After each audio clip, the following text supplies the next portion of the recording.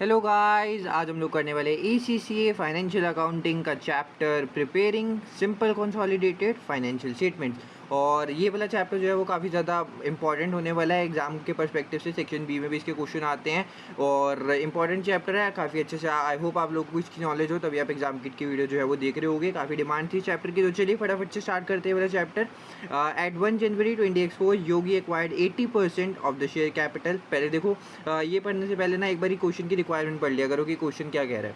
In the consolidated statement of financial position of Yogi and its subsidiary Bear. तो योगी और subsidiary beer जो है उनकी कंसोलिडेटेड फाइनेंशियल पोजीशन में जो है हमें बताना है कौन सा अमाउंट जो आएगा वो गुडविल के लिए आएगा। ठीक है, तो अब आपको सारे जो है वो फॉर्मूलेज वगैरह पता हो कि गुडविल में क्या जो है वो कैसे कैलकुलेट करते हैं, बाकी सब चीज़ें जो है वो कैसे कैलकुलेट करते हैं। तो हमें यहाँ पे गुडविल जो है वो कैलकुलेट करनी है। और 1 जनवरी को योगी ने एक्वायर करा है, 1 जनवरी 2024 को, और हमें कब का बताना है 31 दिसंबर 2028 को। तो 1 जनवरी को करा है, ठीक है, कोई बात नहीं। 80% शेयर कैपिटल बियर का और फॉर 1400,000 यानी कि आप कह सकते हो 1.4 मिलियन के लिए जो है वो एक्वायर करा है 80% का। तो यानी कि ये क्या हो गया, कॉस्ट ऑफ इन्वेस्टमेंट। ठीक है, कि जितना हमने इन्वेस्ट करा है COI, कॉस्ट ऑफ इन्वेस्टमेंट। और इस डेट पे जो शेयर कैपिटल था बियर का वो कंसिस्ट कर रहा था 600,000 इक्विटी शेयर्स और 0.5 ईच के थे। ठीक है जी, तो आपको यहाँ पे इक्विटी शेयर्स कितने ईच के थे वो बता दिया गया बियर का। तो आपको जो है वो एक्विजिशन के हिसाब से देखो, पहली बात आपको जो है वो जो दे रखा है वो लिख लेते हैं। कॉस्ट ऑफ इन्वेस्टमेंट 1.4 मिलियन ये आपको दिया हुआ है। ठीक है, उसके बाद आप लोगों को वो दे रखा है कि आपका फेयर वैल्यू कितना है नेट एसेट्स का, नेट एसेट एट एक्विजिशन। ठीक है, तो नेट एसेट्स का फेयर वैल्यू आपको दे रखा है। पहली बात 600,000 इक्विटी शेयर से 0.5 ईच के। तो अगर आपको इक्विटी शेयर का वैल्यू निकालना हो, इक्विटी शेयर कैसे निकलेंगे, 600,000 मल्टीप्लाई बाय 0.5, इससे आपको इक्विटी शेयर्स की वैल्यू पता चल जाएगी। ये सिंपली कितना होता है 300,000। तो इक्विटी शेयर्स आपके इतने थे एक्विजिशन के टाइम पे, कॉस्ट थी आपकी 1.4 मिलियन की, इक्विटी शेयर 300,000 के आ गए आप लोगों के पास। और इसके बाद आप लोगों को और क्या दे रखा है, उसके रिजर्व्स थे 800,000, ये भी एक्विजिशन के टाइम की है। ठीक है, तो ये सब मैं क्यों निकाल रहा हूँ, आपको पता होगा कि गुडविल का जो फॉर्मूला होता है वो क्या होता है, कॉस्ट ऑफ इन्वेस्टमेंट, उसमें हम ऐड कर देते हैं fair value of NCI at acquisition, और माइनस क्या कर देते हैं जो फेयर वैल्यू होती है नेट एसेट्स की एट एक्विजिशन। ठीक है, तो बस हमें ये वाली चीज़ें चाहिए होती हैं, जिसमें से कॉस्ट ऑफ इन्वेस्टमेंट तो हमारे को पता ही है 1400,000 यानी कि 1.4 मिलियन की है। ठीक है, और अब इसके बाद आप लोगों को यहाँ पे ये जो है वो एक्विजिशन के नेट एसेट्स का जो है वो वैल्यूज़ आपको बता रखी है। एक तो 300,000 है, उसके बाद 800,000 कितना है रिजर्व का, तो रिजर्व भी इसमें जोड़ देंगे, रिजर्व 800,000 के। तो ये 1.1 मिलियन बन गए, यानी कि 1100,000 आप इसको कह सकते हो। 1.1 मिलियन कितने हो गए हमारे पास नेट एसेट्स की एक्विजिशन पे वैल्यू, फेयर वैल्यू। तो ये हम इसमें से माइनस कर देंगे, और एक सेकेंड, इसमें से हम इसको माइनस करेंगे 1.1 मिलियन। ठीक है, और प्लस कितना करना था हम लोगों को, जो है हमारे पास fair value of NCI was value at 300,000, ये आपको जो है वो प्लस कर देना है। ठीक है, तो बस आपको ये पता होना चाहिए कि फॉर्मूलेज कौन कौन से लग रहे हैं, और आपका जो है वो आंसर एकदम से अच्छे से आ जाएगा। तो 14 प्लस 17 में से 11 गया 6, तो ठीक है, तो 600,000 जो है वो आपका आंसर आ गया। तो यही आपको गुडविल बतानी थी, और ये आपकी गुडविल की वैल्यू होगी। कॉस्ट ऑफ इन्वेस्टमेंट में प्लस करा आपने fair value of NCI at acquisition. ठीक है, और ये आपको गिवन ही है क्वेश्चन में 300,000 की है, और हमने नेट एसेट्स एट एक्विजिशन जो है वो 1.1 मिलियन के निकाल लिए। ठीक है, तो आई होप आपको ये वाली जो है वो चीज़ काफ़ी अच्छे से क्लियर होगी, और गुडविल कैसे निकाला क्लियर हो गया होगा। ऑप्शन नंबर ए जो होगा वो इसका सही आंसर होगा। आगे चलते हैं, क्वेश्चन नंबर 450। इसमें क्या कह रहा है, देखो पहले बात वही क्वेश्चन पढ़ लेते हैं कि हमें निकालना क्या है, but amount should appear for group reserves. ठीक है, तो ग्रुप रिटेन्ड एंड रिजर्व्स के बारे में जो है वो बात कर रहे हैं। तो एक काम करते हैं, हम लोग देखते हैं 1 जनवरी 2028 को हमें कब का बताना है, 31 दिसंबर 2029 का। ठीक है, तो 1 जनवरी 2028 को टॉम कंपनी ने एक्वायर करा 80% of the share capital of Jerry company. तो टॉम ने एक्वायर करा है जेरी को, ठीक है, फॉर 100,000। ये जो है वो मतलब कॉस्ट ऑफ इन्वेस्टमेंट होगी, बट हमें तो रिजर्व्स के बारे में बात करनी है, तो हमें अभी COI का तो कुछ लेना देना नहीं पड़ेगा। और at that date share capital of Jerry company consisted of 50,000 equity shares of $1 each. तो ये जो है 50,000 इक्विटी शेयर्स जो थे $1 ईच के थे, उसके पास रिजर्व पड़े थे 30,000 के, और 31 दिसंबर 2029 को, और यानी कि ये जो क्लोजिंग डेट के हिसाब से टॉम कंपनी और जेरी कंपनी के पास ये चीज़ें जो रिजर्व थे वो थी। टॉम कंपनी के पास 400,000 के और जेरी कंपनी के पास 50,000 के। ठीक है, तो अब आपको बताना क्या है कि ग्रुप रिजर्व जो है वो कितने होने वाले हैं।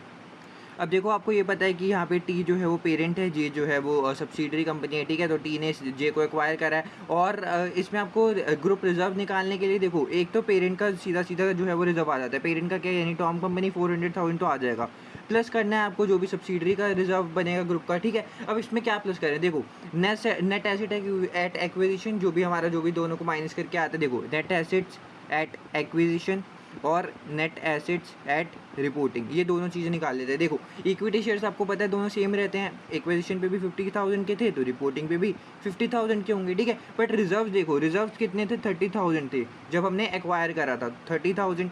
बट अब रिजर्व कितने हो गए हैं, 50,000 के, यानी कि अब कितने हो गए रिपोर्टिंग पे 50,000, तो ये हो गया 100,000 और ये हो गया 80,000, और दोनों के बीच में डिफरेंस कितना आ रहा है, 100,000 और 80,000 के बीच में 20,000 का।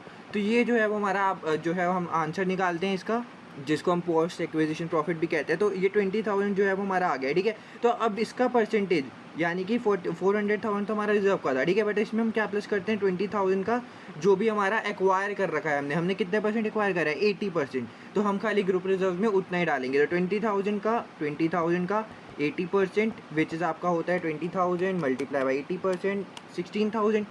तो 4 लाख में आपको 16,000 जो है वो ऐड करना है, और 4 लाख में 16,000 ऐड करोगे तो आपका जो आंसर आता है वो आता है 4,16,000। आई होप आपको ये वाली भी चीज़ क्लियर होगी।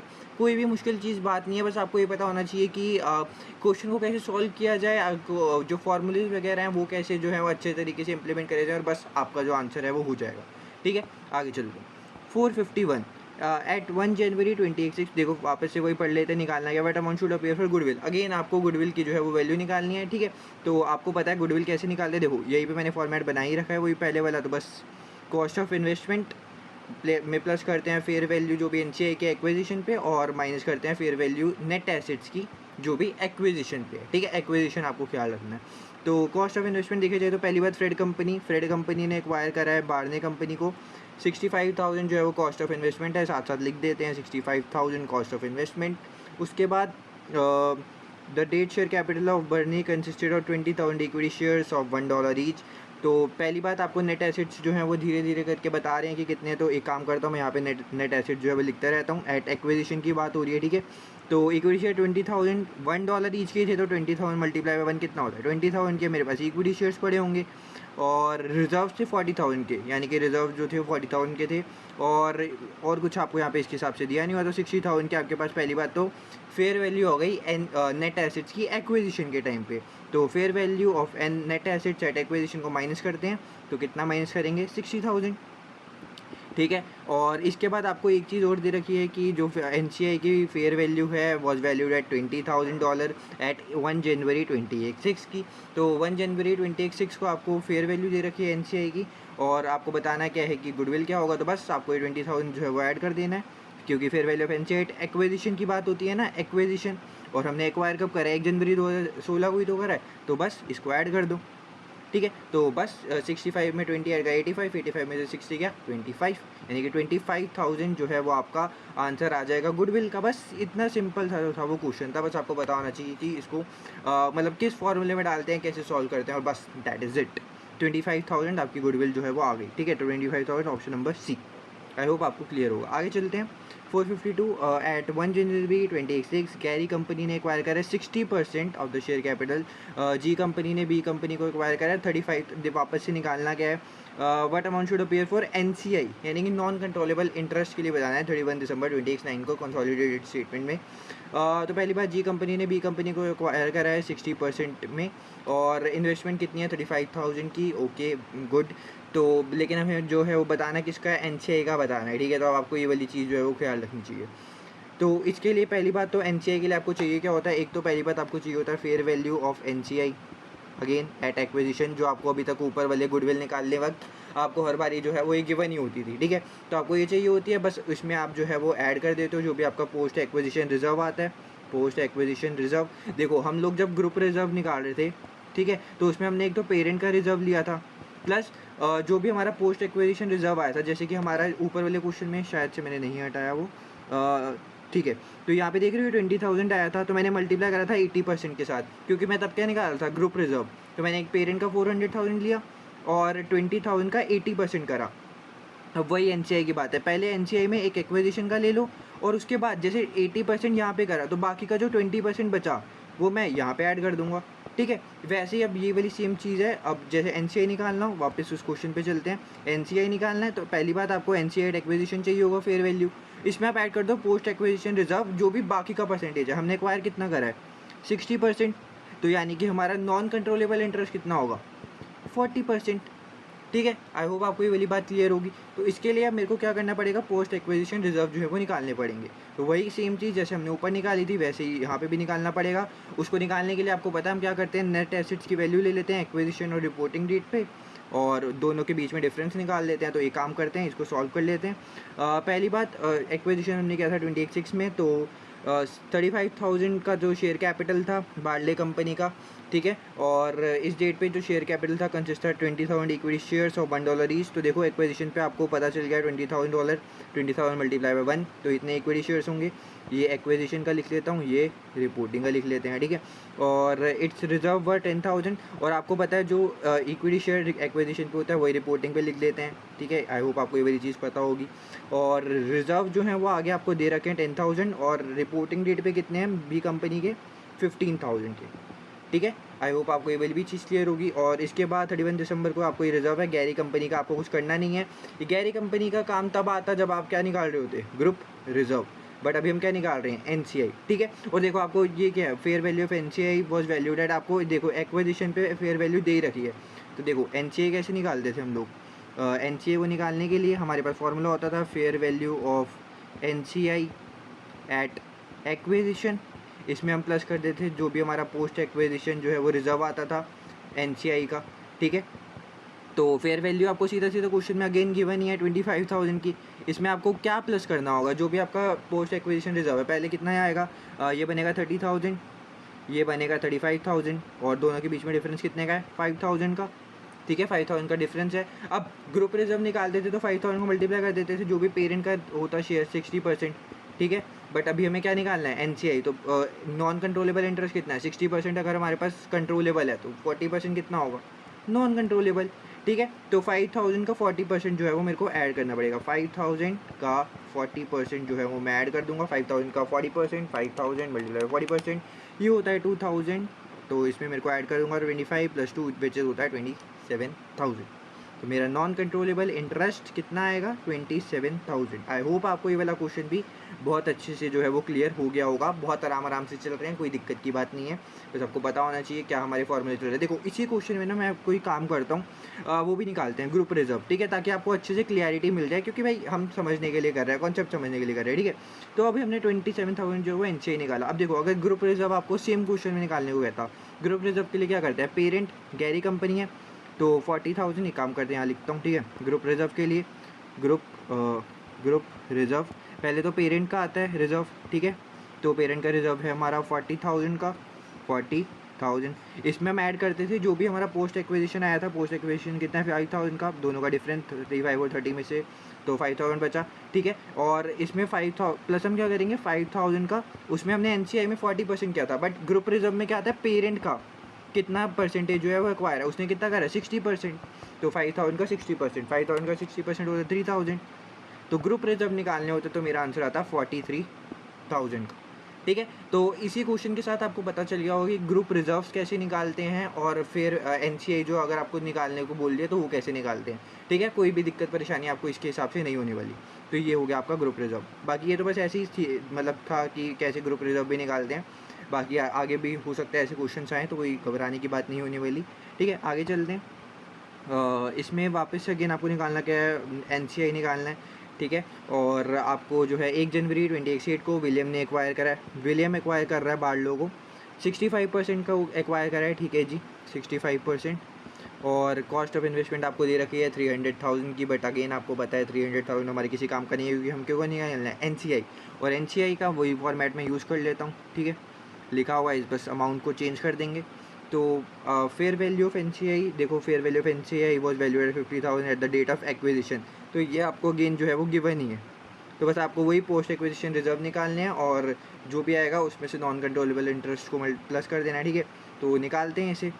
तो बस हमें पोस्ट एक्विजिशन निकालना है। तो देखो पहली बात 400,000 इक्विटी शेयर से 0.5 ईच के, तो एक्विजिशन पे एक काम करते हैं, एक्विजिशन और रिपोर्टिंग यहीं पे बना लेते हैं।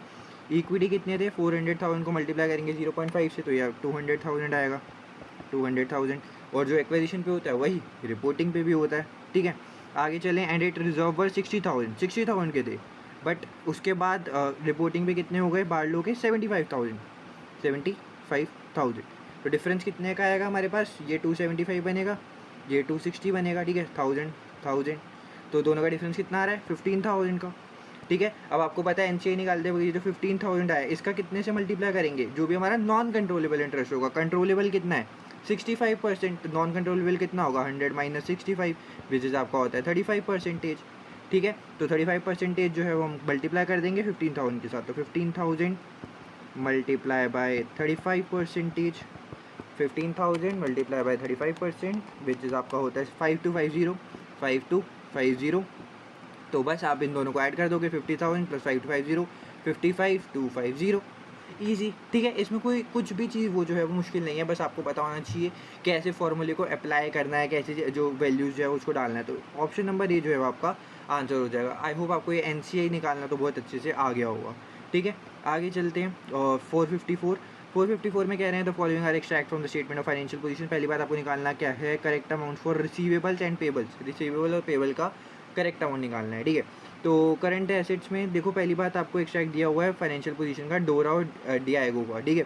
करंट एसेट दिए हुए हैं, करंट लाइबिलिटीज दिए हुए हैं। डोरास की स्टेटमेंट ऑफ फाइनेंशियल पोजीशन में इंक्लूड है रिसीवेबल 40,000 का, जो कि डीआईओ से लेने वाला है। आप कंसोलिडेटेड बना रहे हैं, ठीक है, यानी कि दोनों मतलब मर्ज टाइप हो चुके हैं। तो डोरा के स्टेटमेंट में जो फाइनेंशियल पोजीशन है उसमें रिसीवेबल में, यहाँ पे रिसीवेबल हैं डोरा के ये 540 हैं। इसके अंदर एक 40,000 के ऐसे रिसीवेबल इंक्लूड हैं जो कि डीआईओ किससे रिलेटेड है। अब आपको पता है जब कंसोलिडेशन हो जाता है तो दोनों कंपनी जो है वो एक ही कंपनी कंसीडर करी जाती है। तो अगर एक बंदे ने एक बंदे को सामान बेचा और दूसरे बंदे ने खरीदा, तो पहले दोनों अलग अलग थे, ठीक है, बट अब तो दोनों एक ही हैं। अब जब दोनों एक ही हैं तो क्या रिसीवेबल क्या पेबल, ठीक है। तो अब हम इसमें क्या करते हैं, बस बहुत सिंपल सी बात होती है, रिसीवेबल्स और पेबल्स का अमाउंट उठाओ, ठीक है। जैसे ये रिसीवेबल 540, जे डीआईओ का 160, पेबल का 320, यहाँ पे 180, दोनों को ऐड कर दो, दोनों को ऐड कर दिया, और दोनों में से वो चीज़ माइनस कर दो जो यहाँ पे आ रही है कॉमन। 40,000 आ रहा है, यहाँ पे 40 माइनस कर दो, यहाँ पे 40 माइनस कर दो, आपका रिसीवेबल का भी अमाउंट आ जाएगा, आपका पेबल का भी अमाउंट आ जाएगा। रीज़न क्या होता है, दोनों के रिसीवेबल से आप ऐड कर देते हो क्योंकि दोनों कंपनियाँ मर्ज हो गई हैं। तो जो एक ने कंपनी रिसीव करा होगा दूसरी कंपनी ने भी रिसीव करना होगा, दोनों को मैं ऐड कर दो और माइनस कर दो जो भी कॉमन है। अब दोनों एक दूसरे से थोड़े मांगेंगे, पहले दोनों अलग अलग कंपनी थे, तो मान लो ए था ये बी था, ए कंपनी ने पहले बी कंपनी को कुछ सेल करा क्रेडिट पे, तो फिर मांगेगा उसके लिए, तो ये रिसीवेबल हो गया। बट जब दोनों एक ही कंपनी बन गए फिर दोनों एक दूसरे से थोड़े मांगेंगे, फिर तो कहेंगे भैया हम एक ही हैं, ठीक है। तो इसलिए हम जो है हम माइनस करते हैं, और पेबल से भी माइनस करते हैं क्योंकि अब जो है एक कंपनी को पे करना था, अब उसको पे नहीं करना पड़ेगा क्योंकि वो एक ही कंपनी बन चुकी है। तो बस रिसीवेबल और पेबल के लिए 540 प्लस 160 ये होता है 700, 700 में से 40 गया तो ये होगा आपका 660, यानी कि रिसीवेबल 660 इसमें और इसमें, और पेबल 320, 180 ये होता है 500, 500 में से 40 गया तो 460 जो है आपका बचेगा, यानी कि ऑप्शन नंबर ए जो है वो आपका सही हो जाएगा, ठीक है, ईजी पीजी। आगे चलते हैं, 455, salt on 70% of paper, salt जो है वो ऑन करता है पेपर का 70%, एंड सोल्ड गुड्स, अब इसमें यानी कि वो पर वगैरह वाली कैलकुलेशंस भी आने वाली हैं तो अच्छे से। Sold on 70% of paper and sold goods to paper, तो पहली बात एस और पी के बीच में आपको रिलेशन पता चल गया। उसने गुड सोल्ड करे हैं, यानी कि पेरेंट ने सब्सिडरी को गुड सेल करे हैं $1,500 के एट अ मार्कअप ऑफ 20%, 20% के मार्कअप पे करें, ओके जी। और 40% of these goods were sold on by paper to external parties at the year end, और 40% जो है वो आप लोग क्या कर चुके हो, सोल्ड कर चुके हो। तो इसका मतलब जो अनसोल्ड इन्वेंट्री है हमें तो उसके हिसाब से देखना पड़ता है। अगर 40% आप सोल्ड कर चुके हो तो 60% के हिसाब से आपको जो है वो कैलकुलेट करना वरना है PURP, यानी कि पर प्रोविजन फॉर अनरियलाइज्ड प्रॉफिट, जो भी एडजस्टमेंट होगी फाइनेंशियल स्टेटमेंट के अंदर। तो इसको सॉल्व करने के लिए बहुत ईजी है, कोई मुश्किल की बात नहीं है। देखो पहली बात तो यहाँ पे जो है वो सोल्ट ऑन करता है, यानी कि सोल्ट पेपर, सोल्ट पेरेंट हो गया, पेपर जो है वो सब्सिडरी हो गया, ठीक है। 70% ओन करता है और उसने गुड सोल्ड करे हैं। जब पेरेंट जो है वो सब्सिडी को गुड सोल्ड करता है तो ठीक है, तो 70% और 1,500 की सेल वैल्यू है और मार्कअप पे सेल करा है 20% का। तो देखो इसको हम देखो पहली बात तो सेल्स माइनस, यहाँ पे लिख देते हैं, ये छोड़ो वहीं करते हैं, ठीक है। सेल्स में से कॉस्ट गया तो आपका ग्रॉस प्रॉफिट आता है, ठीक है। आई होप आपको ये वाली चीज़ जो है वो पता होगी। अब सेल्स में से कॉस्ट गया तो सेल वैल्यू जो है वो आपको पता है $1,500 की है, ठीक है, और मार्कअप पे है 20% का मार्कअप का। तो अगर आप प्रॉफिट 20% का मार्कअप, मान लो कॉस्ट आपकी जो है वो एक्स हो गई, तो ग्रॉस प्रॉफिट कितना होगा आपका 0.2x, है ना। सिंपल सी बात है, क्योंकि अगर आप मार्कअप का मतलब क्या होता है, कॉस्ट पे आपने जो है वो मार्कअप दिया, मार्जिन का मतलब होता है सेल पे। तो कॉस्ट अगर आपकी एक्स होगी तो ग्रॉस प्रॉफिट कितना होगा 0.2x।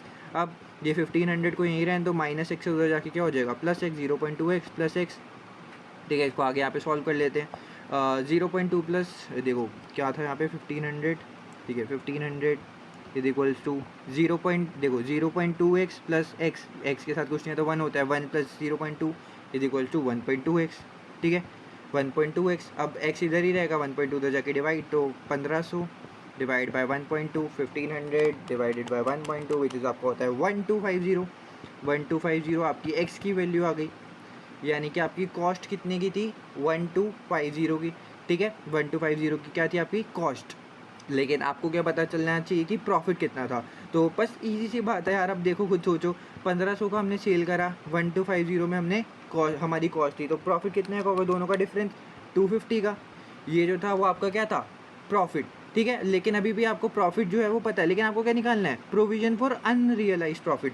अब ये जो $250 आपके पास बचे हैं 250, उसमें से हमें 40% जो है वो क्या कर चुके हैं, सेल कर चुके हैं। 40% of these goods were sold to external parties. तो हमारे पास कितना पड़ा हुआ है अभी भी 60%। तो आप क्या करो 250 का 60% निकाल लो, क्योंकि जो हमने सेल कर दिया उस पर थोड़े हम कोई पर्प निकालेंगे। ठीक है, हम किस पे निकाल रहे हैं, जो हमारे पास अनसोल्ड गुड्स पड़े हैं, जो भी हमारे पास इन्वेंट्री में पड़े हैं। तो 250 का आपको जो है वो 60% निकालना पड़ेगा। 250 मल्टीप्लाई बाई 60%, 250 मल्टीप्लाई बाई 60% विच होता है 150, और दैट इज़ इट। ये जो है वो आपका आंसर होगा PURP के लिए, यानी कि ऑप्शन नंबर बी। ठीक है, आगे चलते हैं। क्वेश्चन नंबर 456, इसमें कह रहा है स्ट्रेस एक्वायर्ड 100%, पूरा ही एक्वायर कर लिया है जी। ठीक है, और फुल, तो स्ट्रेस ने पहली बात तो फुल को एक्वायर कर लिया है। ठीक है, पूरा ही करा है। ठीक है 100% equity shares on 1 October 2017 when full retained earning. तो पहले निकालना है वो पढ़ लेते हैं। Total amount for NCA that will appear on the consolidated, तो नॉन करेंट एसेट्स का आपको टोटल अमाउंट बताना है। ठीक है जी, बता देंगे। आगे चलते हैं, पहले देख लेते हैं होना क्या है यहाँ पे। 1 अक्टूबर को जो फेयर वैल्यू थी लैंड की included with in full non current asset was 400,000 greater than the carrying amount. तो पहली बात, जो फुल का नॉन करेंट एसेट था, देखो दो कंपनियाँ हैं, एक तो स्ट्रेस है, एस ले लेते हैं, और एक फुल है। पहली बात तो स्ट्रेस पेरेंट कंपनी है, फुल जो है वो सब्सिडी कंपनी है, 100% जो है वो एक्वायर कर लिया है। ठीक है, और आपको बताना है NCA की वैल्यू क्या होगी कंसोलिडेटेड में, मतलब दोनों के नॉन करंट एसेट्स को आपको क्या कर देना है, जोड़ देना है, बस सिंपल सी बात है। ठीक है, तो इसमें आपको दे रखा है रिटेन अर्निंग बता रखी है, और एसेट्स आपको दे रखे हैं। ये आपको full statement of financial position है। ठीक है, फुल की है, जो आपकी क्या है सब्सिडरी, ये सब्सिडरी की आपको फाइनेंशियल पोजीशन दे रखी है। और फेयर वैल्यू आपको लैंड और 1 अक्टूबर 2017 जो फेयर वैल्यू है लैंड की इंक्लूडेड विद इन फुल्स। इसका नॉन करेंट एसेट देखो, प्रॉपर्टी प्लांट एंड इक्विपमेंट, ये होता है non current asset. Okay, current asset ये रहे, आपको नॉन करेंट एसेट्स की बात करनी है।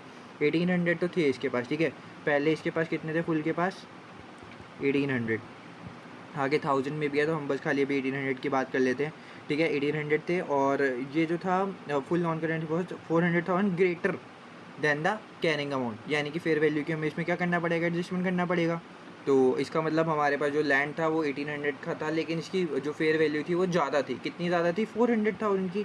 तो 400 मेरे को क्या करना पड़ेगा, ऐड करना पड़ेगा, क्योंकि फेयर वैल्यू की एडजस्टमेंट तो करनी पड़ती है।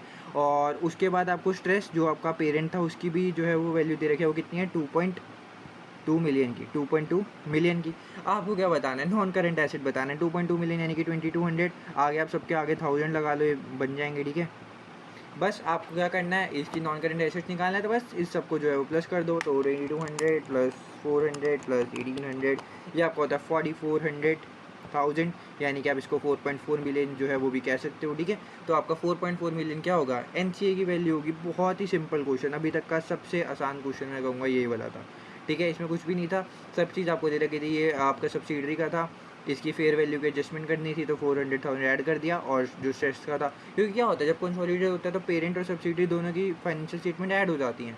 तो बस यही करा हम लोगों ने, और कुछ भी नहीं किया। ठीक है, आगे चलते हैं।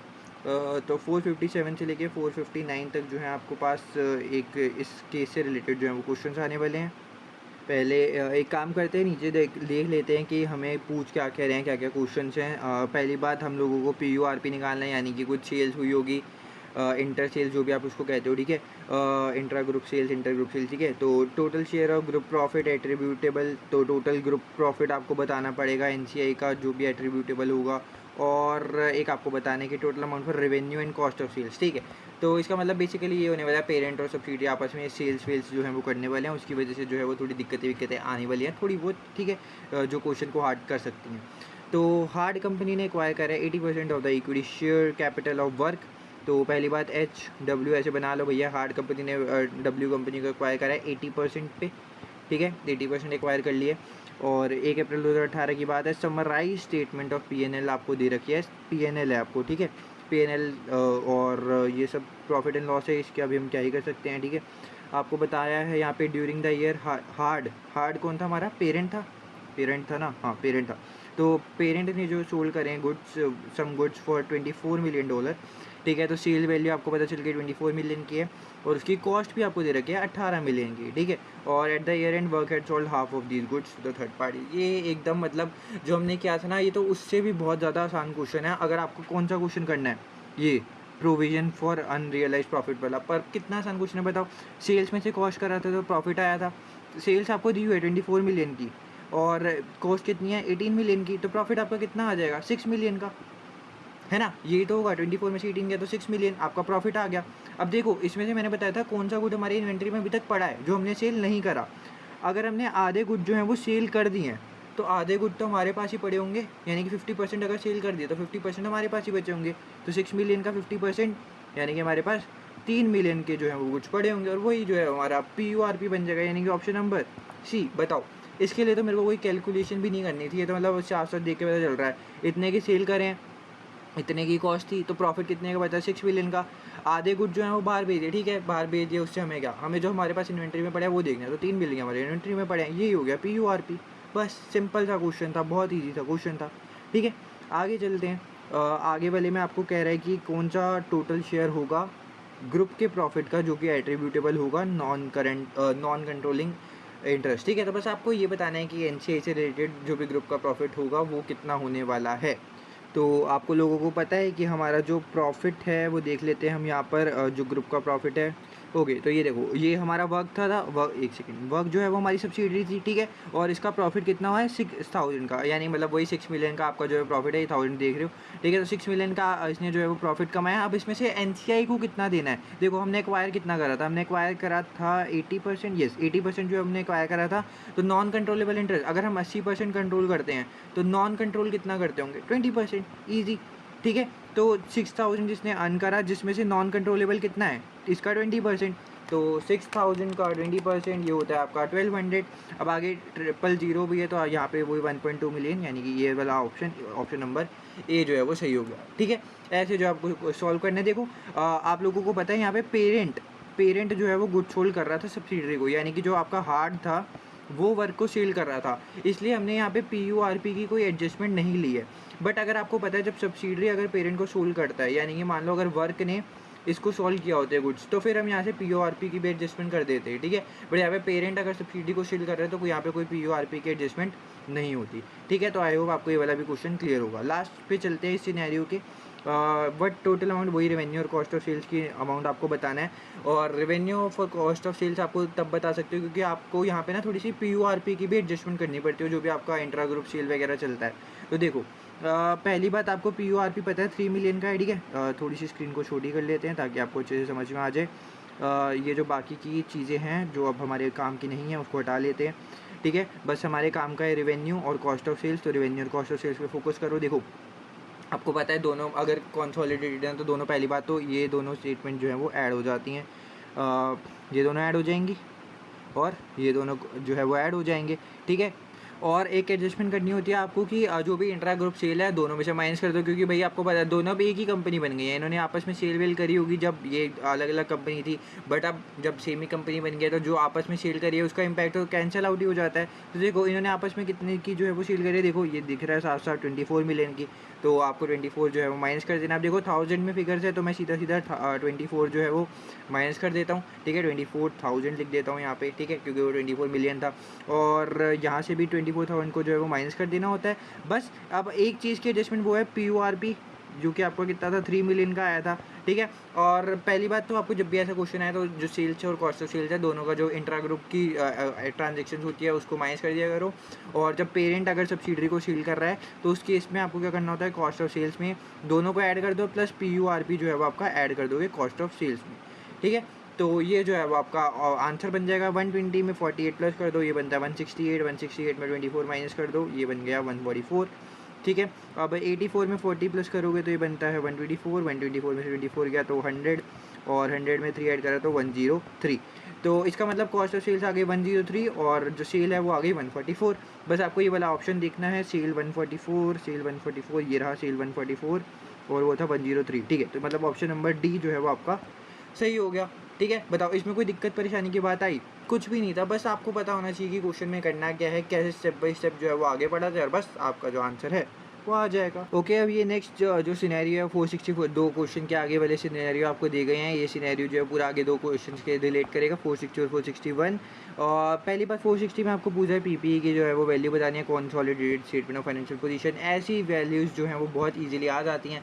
क्या करना होता है, जो भी एक पेरेंट है और सब्सिडरी है दोनों को जो है वो ऐड कर दो, दोनों के NCAs को, ठीक है। और अगर कोई फेयर वैल्यू की एडजस्टमेंट हो रही है, जैसे पहले के केस में देखा था हमने 400,000 से बढ़ रहा था तो वो भी ऐड वगैरह कर दो, अगर कुछ कम हो रहा है तो माइनस कर दो, ठीक है। बट यहाँ पे देखो ऊपर आपको NC दे रखा है PPE, ठीक है, 1918 और 1960, ठीक है। इन दोनों को आपको जो है वो प्लस कर देना है। और यहाँ पर क्वेश्चन पढ़ लेते हैं, देखो मैंने क्वेश्चन पढ़ा ही नहीं, ठीक है। अब यहाँ पे देखते हैं कोई एडजस्टमेंट वगैरह तो नहीं कह रहे। रियली ने एक्वायर कर रहा है 75% of equity share capital of hard, तो रियली ने एक्वायर करा है हार्ड को, और कितना था 75%, ठीक है, 75% एक्वायर करा है। और शेयर कैपिटल 1 जनवरी 2019 की बात है, जब हार्ड के पास रिटेन लॉसेस थे 112,000, ओके, तो रिटेन लॉसेस थे, यानी कि ये वाला क्वेश्चन हल्का फुल्का जो है वो थोड़ा सा घुमा सकता है वो ये इसी चीज़ में, ठीक है। और 31 दिसंबर 2019 को रियली ने एक्वायर करा है 30% of the equity share capital of work, यानी कि एक और कंपनी को जो है वो उसने एक्वायर करा है, रियली ने वर्क को एक्वायर, मतलब बेसिकली जो एसोसिएट वगैरह हो जाते हैं वो वाली चीज़, क्योंकि इसने कितना एक्वायर करा है 30% का, ठीक है। पूरा कंट्रोल नहीं आएगा, 50% से ऊपर करते हैं तभी सब्सिडरी बनाते हैं, ठीक है। 30% का एक्वायर करा है और उसकी रिटेन अर्निंग थी 280,000 की। और समराइज स्टेटमेंट आपको दे रखी है रियली और हार्ड की, ठीक है। बट अभी हमारे को PPE की बात करनी है तो इन दोनों को आप खाली ऐड कर दो, क्योंकि PPE में और कुछ आपको एडजस्टमेंट दी नहीं रखी।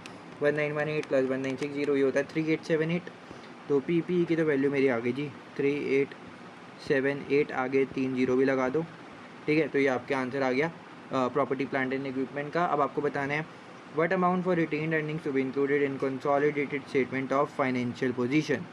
तो इसको सॉल्व करने के लिए देखो सबसे पहली बात ये आने वाली है कि भैया हमारे पास जो थे वो रिटेन लॉसेस थे, ठीक है। और पहली बात ये काम करते हैं, हमें जो है वो ग्रुप का बताना है, ठीक है, ग्रुप रिटेन अर्निंग आपको बतानी है। ऐसे क्वेश्चंस हम ऊपर करके आ चुके हैं, ठीक है। तो पहली बात तो आपको जो पेरेंट्स की रिटेन अर्निंग होती है उसको ले लो, प्लस जो भी आपका पोस्ट एक्विजिशन का आता है, ठीक है, उसमें जो भी पेरेंट का शेयर होता है, जैसे कि इसमें 75% है, 75% है, ठीक है। तो उससे प्लस कर दोगे तो दोनों का आपका ग्रुप जो भी रिटेन अर्निंग है वो आ जाएगा, ठीक है। तो पहली बात पेरेंट का रिटेन अर्निंग कितने का था, पेरेंट यानी कि रियली जो हमारा पेरेंट था, यानी कि 2464 रिटेन अर्निंग, ठीक है। तो इसका था 2464, ये लिख देते हैं जी।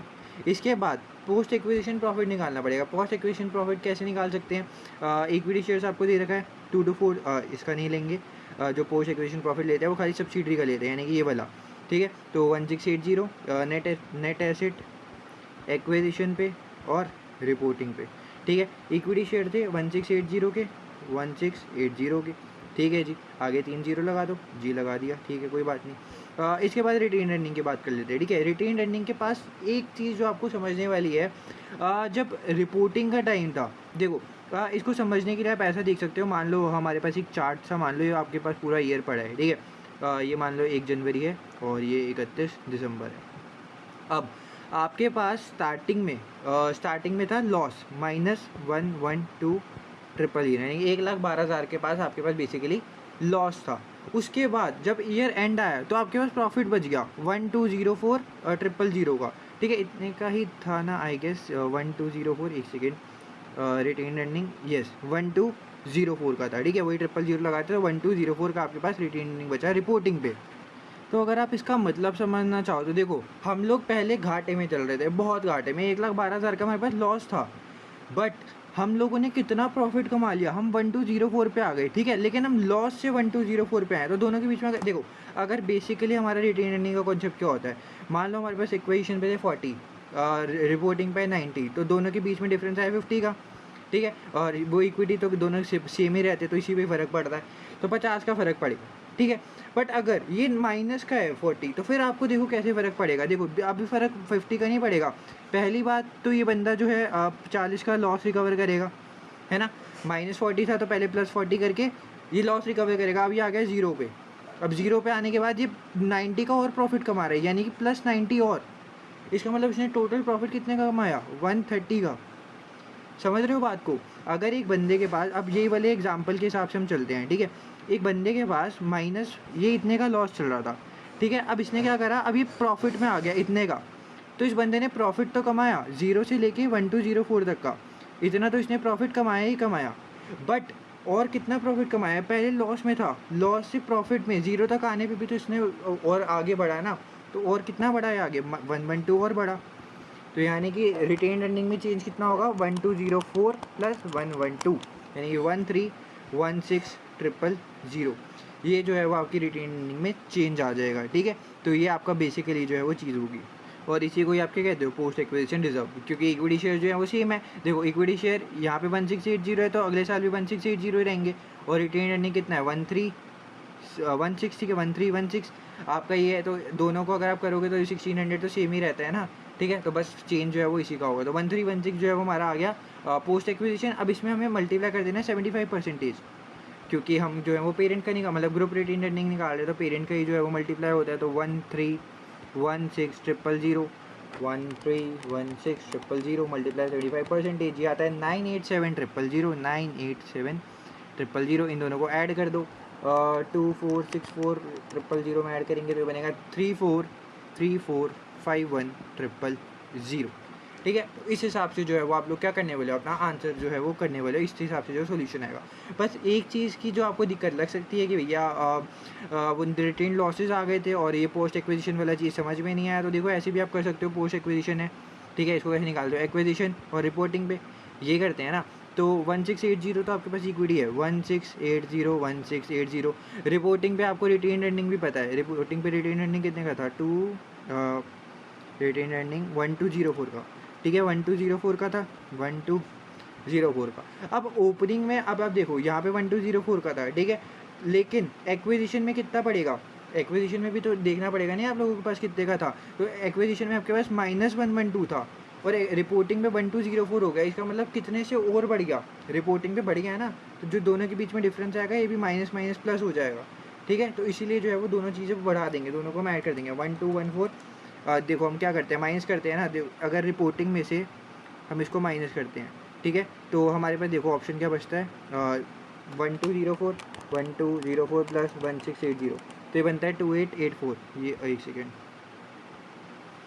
ओके, तो ये बनता है 2884, ठीक है, और 1680 माइनस 112 ये बनता है 1568, कितना बनता है 1568। अब आपको पता है हम लोग रिपोर्टिंग में से एक्विजिशन को माइनस करते हैं, तो देखो 2884 में से माइनस करना है 1568, ठीक है, बड़ी पहले से ये वाली चीज़ क्या थी, माइनस में, तो माइनस माइनस क्या हो जाता है प्लस, ठीक है, तो 2884 में से 1568 माइनस कर दो, 1568, 2884 में से माइनस कर दिया 1568, ये बचता है आपके पास वही 1316 आ गया। लो बस आपके पास वो पोस्ट एक्विजिशन प्रॉफिट निकाल लेते ना, ऐसे भी निकाल दिया, बस कुछ भी नहीं करना आपके पास, यहाँ से माइनस कर देना है आपको, क्योंकि देखो हम लोग जब प्रॉफिट होता था तो प्लस कर देते थे, यहाँ पे क्या कर रहे हैं, माइनस कर दे रहे हैं, सिंपल सी बात है, जो मैंने आपको ऊपर बताया वो यहाँ पे इजी सी कैलकुलेशन यहाँ पे इतनी थी, ठीक है, माइनस माइनस प्लस कुछ मत समझो, बस आप ये देख लो, जब हमारे पास प्रॉफिट होता था तो हम ऐड कर देते थे, बट यहाँ पे लॉस है तो क्या कर देंगे, माइनस कर देंगे, बस इतना सिंपल सी जो थी वो बात थी, ठीक है, जो भी आपके पास आंसर आएगा दोनों को माइनस कर दो, आपके पास 1316 है, वही 000, आगे इसका मल्टीप्लाई कर देना 75%। आई होप आपको ये वाला क्वेश्चन क्लियर होगा। ज़्यादा टाइम लगा दिया, बट कॉन्सेप्ट समझना आना चाहिए यार। अब आपके पास लॉसेस वाला क्वेश्चन आ गया तो कैसे करोगे, कहीं भूल जाओ कि क्या दिक्कत आ गई है ना, इसलिए आगे चलते हैं। Which of the following statement is most likely to indicate an investment by one entity in another which should be recognised in accounting for an associate. ठीक है, एसोसिएट, तो देखो 50% से अगर ऊपर कर देते तो आपका सब्सिडरी बनता है। एसोसिएट देखो पढ़ते हैं, ऑनरशिप ऑफ 100% नहीं, ये तो सब्सिडरी मतलब पूरा ही हो गया, पूरा ही एक्वायर कर लिया आप लोगों ने। Ownership of over 50%, less than 100% of the equity shares of Inder नहीं, 50% से जैसे आप ऊपर बढ़े वो आपका सब्सिडरी बन जाएगा। Ownership of between 20 and 50% of the equity shares of, yes ये जो है वो आपको सही होगा। अगर 20 से 50% के बीच में अगर आपने लिया है तो आपका क्या होता है, एसोसिएट। अब यहाँ पे देखो, ownership of less than 20% of the equity shares in other country, नहीं, इसके पास जो है वो आपका नहीं होता है। ये जो है आपका मतलब सिग्निफिकेंट इन्फ्लुएंस वगैरह ये सब चीज़ें हो जाती हैं। तो अब आपको जो है वो एसोसिएट बताना था, तो एसोसिएट क्या होगा, जो 20% से 50% के बीच में ओनरशिप होगी, क्योंकि बेसिकली जो 20% से कम होते हैं उसकी जो है वो इतना सिग्निफिकेंट इन्फ्लुएंस नहीं कर पाते हैं, तो इसीलिए जो है हम उसको नहीं करते, नॉर्मल ट्रेड के हिसाब से ट्रीट करते हैं। ठीक है, आगे चलते हैं। IFRS 10 consolidated financial statement specified 3 necessary elements to determine whether or not one company controls another। तो 3 चीज़ें बताती है भाई, तो अब आपको बताना है कि क्या है। विच of the following is not one of the 3 necessary element to determine। 4 चीज़ें हैं, 3 चीज़ें IFRS ने बता रखी है, एक नहीं बता रखी है। अब आपको वही बताना है कौन सी जो है वो नहीं बता रखी। ठीक है, power over the other entity, yes ये तो उसने बताया ही है भाई कि कंट्रोल के लिए क्या होना चाहिए, पावर होनी चाहिए, तो ये तो नहीं होगा आपके पास। एक्सपोजर और rights two variable return from involvement in the other entity, yes अगर कोई भी आपके पास रिटर्न्स वेरिएबल रिटर्न्स वगैरह आते हैं जो भी अदर एंटिटी से, तो उसके भी आपके पास राइट्स रहते हैं, एक्सपोजर रहता है, इसमें कोई दिक्कत की बात तो है नहीं, तो ये तो होते ही हैं, तो ये भी आंसर नहीं होगा। आपको बताना कौन सा नहीं होता। The ability to use power over the other entity to affect the amount of investor returns, yes जब आपने एक दूसरे एंटिटी को मान लो ए ने बी को एक्वायर कर लिया, ठीक है, तो अब उसके पास पूरा पावर को एबिलिटी, ऐसी एबिलिटी होती है कि अपनी पावर को यूज़ करे और जो भी इन्वेस्टर के रिटर्न्स हैं उसको जो है वो इफेक्ट करे, क्योंकि अब दूसरी कंपनियां पूरे इसके कब्जे में आ चुकी है बेसिकली। ठीक है, तो वो अब इस पर डिपेंड करता है कि वो कैसे कंपनी को चलाना चाहता है, तो ये भी होता ही है। तो बेसिकली आपका ऑप्शन क्या बन गया, डी बन गया। पढ़ लेते हैं क्या कह रहे हैं। The ability to exercise significant influence over other entity, नहीं ये जो है वो इसमें क्लास नहीं होगा, ये आप बेसिकली एसोसिएट के लिए कहते हो। ठीक है, ये सिग्निफिकेंट इन्फ्लुएंस वगैरह आपके पास आ गया, एसोसिएट के लिए होता है। अभी हम सब्सिडरी की बात करते हैं। ओके, तो डी ऑप्शन आपका करेक्ट हो जाएगा। विच of the following would normally B indicate that one entity has significant influence. ठीक है, सिग्निफिकेंट इन्फ्लुएंस, इसका मतलब वही आपको जो है एसोसिएट वाला के हिसाब से बताना है कि क्या चीज़ें जो है वो चल रही हैं। Ability to appoint the majority of the board of directors, भाई बताओ अगर आप 20 से 50% के बीच में आप ओनरशिप करते हो तो क्या आप किसी बोर्ड ऑफ डायरेक्टर को अपॉइंट कर सकते हो, मेजॉरिटी वो भी ना, ऐसा नहीं हो सकता। ठीक है, तो ये तो गलत ही स्टेटमेंट है। Ability to appoint at least 1% to the board of director, yes at least 1%, तो भाई अगर आप 20 से 50% के बीच में मार रहे हो, आपके पास सिग्निफिकेंट इन्फ्लुएंस है, तो आप कम से कम एक डायरेक्टर जो है वो तो ला ही सकते हो। ठीक है, लेकिन मेजॉरिटी ज़्यादा, मतलब मान लो 10 हैं तो 10 में जब बंदा कहे भाई 5 से ज़्यादा मैं ही कर ले रहा हूँ, ऐसा नहीं हो सकता भैया। ठीक है, तो ये बी ऑप्शन तो सही लग रहा है मेरे को। Ability to request that a director is appointed to the board of directors of the other entity of that other entity, ना यार वो ये थोड़ी बोलेंगे कि ये डायरेक्टर को दूसरी कंपनी का डायरेक्टर बनना चाहिए, ये होना चाहिए, वो होना चाहिए, ये सब चीज़ें जो है वो नहीं कर पाते, इतना कंट्रोल नहीं है उनके पास। Ability to submit request regarding corporate policy to the board of directors of that other entity, no ऐसा भी कुछ नहीं होता। ऑप्शन नंबर बी जो है आपका सही आंसर हो जाएगा।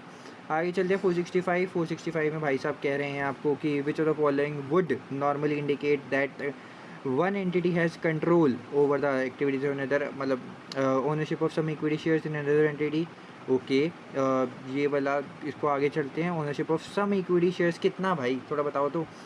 आगे फिर ownership of up to 20%, up to मतलब 0 से 20% तक का, हाँ ये तो बिल्कुल भी नहीं होगा। ओनरशिप ऑफ ओवर 50%, ओवर 50% मतलब 50% से ऊपर, तो यस ये वाली चीज़ जो है वो एकदम परफेक्ट लग रही है। 20 से 50% वही एसोसिएट वाली बात आ गई, ये नहीं होगा। कंट्रोल के लिए आपको 50% से ऊपर चाहिए होता है। विच of the following would normally indicate that one entity has control, वही आपको बता रहा है कि कंट्रोल क्या होगा। Ownership of the majority yes, ऊपर सम कह रहे थे, यहाँ पे मेजॉरिटी कह रहे हैं, तो यस यही लग रहा है मेरे को, तो आगे पढ़ने की ज़रूरत ही नहीं है। 20 से 50 वही एसोसिएट आ गया, लेस देन आ गया तो भैया ये तो बहुत ही कम ट्रेडिंग वेडिंग की बात चल रही है। सम ऑफ द शेयर्स वापस वही चीज़, ये तीनों जो है वो नहीं होने वाले, ठीक है। आई होप आपको समझ में आ गया होगा कैसे चीज़ें जो चल रही हैं। 467 which of the following would normally indicate that one entity has significant influence मतलब वही सेम चीज़, एसोसिएट आ गया, एसोसिएट आता है तो 20 से 50% देखो, 20 से 50% ऑप्शन नंबर डी, बात ख़त्म, ठीक है। आगे चलो 468 एंटिटी ए बताना गया, but the fair value of consideration paid by entity A to gain control of entity B, मतलब आपको ये बताना है कि कितना पैसे दे के इसने बी एंटिटी को खरीदा है, ए ने बी को, कॉस्ट ऑफ इन्वेस्टमेंट बेसिकली, ठीक है। तो ए ने एक्वायर करा है 60% of equity shares of entity B by exchanging 3 shares in entity A for every 2, मतलब हर 3 के बदले 2 शेयर्स दिए हैं, ओके। और at that date entity B के जो 100,000 इक्विटी शेयर्स थे, okay. At the date of acquisition fair value जो थी एंटिटी ए की वो 3.50 की थी, और the fair value of equity share in entity B was $2, okay.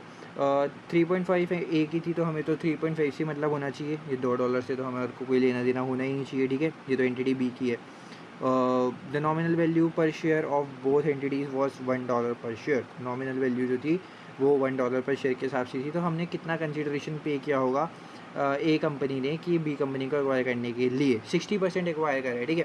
पहली बात तो 60% करा है तो मल्टीप्लाई 60% तो करना ही पड़ेगा, क्योंकि हमने 60% एक्वायर करा है, क्योंकि और हमारे पास शेयर्स कितने थे, 100,000 इक्विटी शेयर्स, जिसमें से 60% हम लोगों ने एक्वायर करे, देख रहे हो ना। एंटिटी बी के पास थे 100,000 और उसमें से हमने 60% एक्वायर कर लिया, ठीक है। और हर 2 के बदले 3 शेयर दिए, यानी कि ऐसे ही ये चीज़ बन गई, ठीक है, ओके। तो इसका मतलब क्या, exchanging 3 shares in entity A for every 2 share, हर 2 के बदले 3, है ना, यही तो क्या, हर 2 के बदले 3, तो इसका मतलब क्या हुआ, 3/2 हो गया। और एक शेयर की वैल्यू कितने की थी, the fair value of an equity share in the entity ए वो 3.50, एंटिटी ए के अंदर जो शेयर की वैल्यू थी वो कितनी की थी, 3.5 की, तो मल्टीप्लाई कर देंगे 3.5 के साथ, ठीक है। तो बस इसको सॉल्व कर देते हैं, 100,000 multiply by 60% multiply by 3/2 multiply by 3.5, ये जो है वो मेरा आंसर आया 315,000, ठीक है। यानी कि ऑप्शन नंबर डी जो है वो आप लोगों का सही हो जाएगा, ठीक है। आगे चलते हैं। 469 एंटिटी सी ने एक्वायर करा है, पहले बताना गया फेयर वैल्यू ऑफ कंसिडरेशन, वही फेयर वैल्यू कितनी पे करी है by entity C to gain control of D, मतलब सी ने डी को कितने पैसे दिए होंगे कंट्रोल गेन करने के लिए। ऊपर जैसे ही क्वेश्चन है, ठीक है, बट थोड़ा सा डिफरेंट लग रहा है मेरे को, क्योंकि यहाँ पे थोड़ा कैश वैश भी इन्वॉल्व है। देखो सी ने एक्वायर करा है 80% of the issued equity shares of entity D bye paying cash of 3 पर शेयर, मतलब हर शेयर के बदले पे उसने 3 रुपये तो कैश दिए हैं, ठीक है। और 80% का उसने गेन करा है, मतलब 80% जो है वो एक्वायर करे हैं, plus exchanging 3 shares in entity C for every 5 shares acquired, हर 5 शेयर के बदले उसने कितने दिए हैं, 3 शेयर्स दिए हैं, ठीक है, ओके। और आपको क्या दे रखा है, इशूड 250,000 इक्विटी शेयर्स, ओके जी, बहुत बेहतरीन। तो 250,000 इक्विटी शेयर, देखो पहली बात तो इसको करने के लिए 2 चीज़ें आएंगी, एक तो कैश और एक तो शेयर्स। कैश के हिसाब से देखो 250,000 पहली बात तो थे शेयर्स उसके, जिसमें से 80% में से उसने कितने 3 पर डॉलर के तो हिसाब से कैश पे कर दिया, ये तो आपका कैश का अमाउंट आ जाएगा, इसमें कोई दिक्कत होनी नहीं चाहिए। 250,000 शेयर्स से 80% एक्वायर करा है और $3 हर शेयर पे दिए हैं, ठीक है। दूसरी बात, 250,000 शेयर्स से जिसमें से 80% एक्वायर करा है और हर 5 के बदले जो है वो 3 शेयर्स दिए हैं, 3/5 हो गया, ठीक है। बस इसकी वैल्यू देखते हैं, at the date of acquisition the fair value of equity share entity C was 3.5, बस आपको ये वाली देखनी होती है, ठीक है। एंटिटी डी की ये $2 जो है उसको कुछ नहीं करना होता, जो सी डी को कर रहा है ना, तो सी के जो है आपको वैल्यू देखनी है, यानी कि 3.5, जैसे कि हमने ऊपर भी देखा था, ठीक है। तो 3.5 जो है आपको चेक करनी है, तो बस मल्टीप्लाई कर दो 3.5 के साथ, बस फेयर वैल्यू आ जाएगी आपके पास, जो है दोनों की दोनों को ऐड कर देना। इतना हमने कैश में दिया है, इतना हमने जो है वो शेयर्स में दिया है, तो टोटल इन्वेस्टमेंट आपको बतानी पड़ेगी ना कि मतलब टोटल आपने कितने की कंसिडरेशन पे करी है। तो 250,000 मल्टीप्लाई बाय 80% मल्टीप्लाई बाय 3, ये होता है 600,000, ठीक है। एक हो गया 600 और ये हो गया 250, एक second, 250,000 multiply by 80% multiply by 3 by, एक second, 250,000 multiply by 80% multiply by 3/5 multiply by 3.5, ये आ गया मेरा 420,000। तो 600 प्लस 420, 600 प्लस 420 ये होता है 1020 ठीक है। तो इसको हटा देते हैं, 1020 ये जो है मेरा आंसर आ गया। ठीक है, आई होप आपको ये वाले भी क्वेश्चन काफ़ी अच्छी तरीके से क्लियर हो गया होगा। ठीक है, आगे चलते हैं। 470 एंटिटी एक्स ने एक्वायर करा है 60% of the issued equity shares of entity Z. Again निकालना गया ग्रुप की सेल्स रेवेन्यू की फिगर निकालनी है आप लोगों को, बहुत बेहतरीन।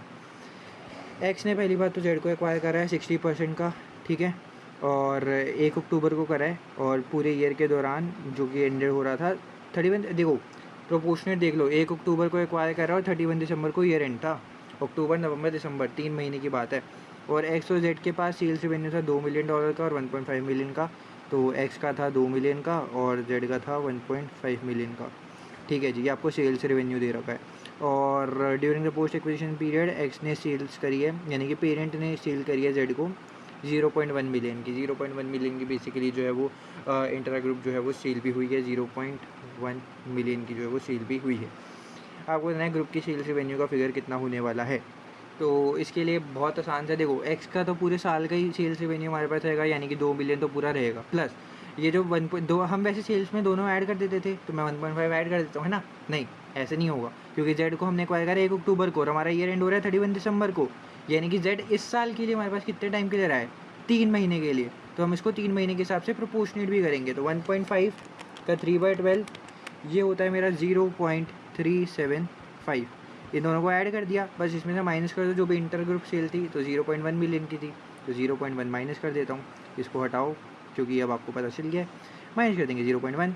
बस अब 2 में प्लस करता हूँ 0.375, माइनस कर देता हूँ 0.1, ये मेरा आता है 2.275 मिलियन में ही आ जाएगा मेरा आंसर, क्योंकि मैं यहाँ पे सारी मिलियन की फिगर ले रहा हूँ। 2 मिलियन, 0.375 मिलियन माइनस 0.1 मिलियन, तो 2.275 मिलियन मेरा आंसर जो है वो आ गया। बहुत सा आसान सा क्वेश्चन था, बस इसको जो है वो अपोर्शन करना था टाइम के हिसाब से, उसमें दिक्कतें हो सकती हैं, बाकी तो सारा क्वेश्चन जो था वो आसान ही था। ठीक है, इसके बाद आप लोगों को दे रखा है अगेन नेक्स्ट क्वेश्चन में कह रहा है ग्रुप सेल्स रेवेन्यू फिगर बतानी है आपको। 31 मार्च ईयर एंड है, और पहली बात तो टी ने एक्वायर करा है, टी ने एक्वायर करा है किसको करा है, एस को, 1 जुलाई को। ओके, 1 जुलाई मतलब हो गया काफ़ी टाइम, है ना। 1 जुलाई मतलब वैसे अगर देखा जाए तो 31 मार्च, 1 अप्रैल 16 से 31 मार्च 17 बनता है। ठीक है, तो ये भी टाइम अपोर्शन तो है, आपको करना पड़ेगा, क्योंकि 1 जुलाई को बीच में ख़रीद लिया आप लोगों ने, पूरे साल के लिए थोड़े, है ना। तो इसको भी टाइम अपोर्शन करना पड़ेगा। तो जुलाई यानी कि आपका 7वें महीने से लेके आगे 3 महीने तक, तो 6 और 3 9 महीने जो है वो आपके पास टोटल, मतलब जो एक्वायर करा है आप लोगों ने। ठीक है, तो इसको भी 9 महीने के हिसाब से आपको अपोर्शन करना पड़ेगा।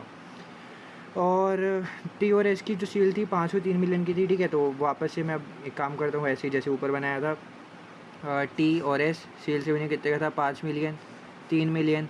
ठीक है, इसका जो है वो 9 महीने के हिसाब से होगा, तो 3 × 9/12 ये होता है 2.25। ठीक है, तो 5 में मैं प्लस कर देता हूँ 2.25।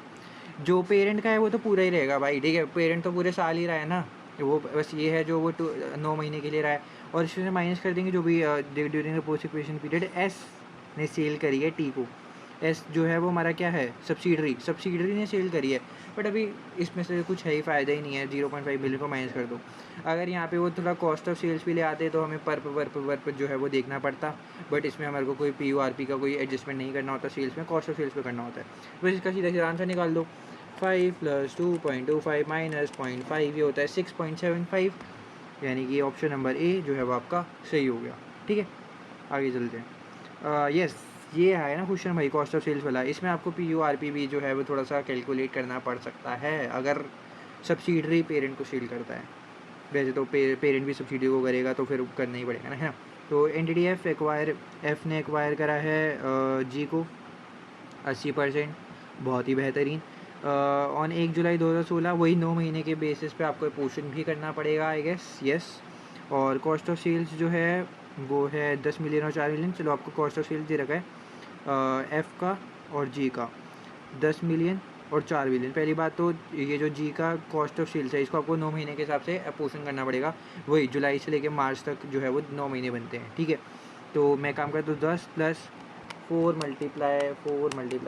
9 बाय 12 विच इज़ आपका होता है 3, तो ये दोनों तो आपको ऐड करने ही पड़ेंगे। और एफ ने सेल करी है जी को 1.6 मिलियन की, जो भी इंटर ग्रुप सेल्स होती हैं उसको माइनस कर दिया जाता है, तो 1.6 माइनस भी हो जाएगा। बट यहाँ पर इंट्रा ग्रुप सेल्स पर मेड एट अ मार्कअप, देख रहे हो ये PORP वाला जो दिक्कतें दे रहा है ना, अब यहाँ पे इसको आपको ऐड करना पड़ेगा जो भी PORP आने वाला है। और PORP निकालने के देखो मार्कअप है 25, तो आसान सा क्वेश्चन है, इसमें कुछ है नहीं, ठीक है। देखो सेल्स पर made at markup of 25%, sale कितनी करी है, 1.6 मिलियन की, एक काम करते हैं 1.6 मिलियन की हमने सेल करी है, मार्कअप था 25, यस 25% का मार्कअप था। और क्या था हमारे पास, 1/4 of the good sold by F2G remain within G's inventory. हमें ये तो पता करना होता है कि हमारी इन्वेंट्री में कितने कुछ पड़े हैं, ठीक है, जितने बेच दिए वो तो बेच दिए, बात खत्म। लेकिन जितने हमारे पास इन्वेंट्री में पड़े हैं वही तो PORP बनते हैं। 1/4 पड़े हैं, 1/4 का मतलब होता है 1/4, ठीक है, 1/4 जो है हमारे पास अभी भी पड़े हुए हैं। बस आपको क्या ही चाहिए इसमें, 1.6 मिलियन की सेल करी है, तो एक काम करते हैं इसको ऐसे लिख देते हैं 1600 कर देते हैं, ठीक है, 3 जीरोस के हटा के लिख रहा हूँ मैं।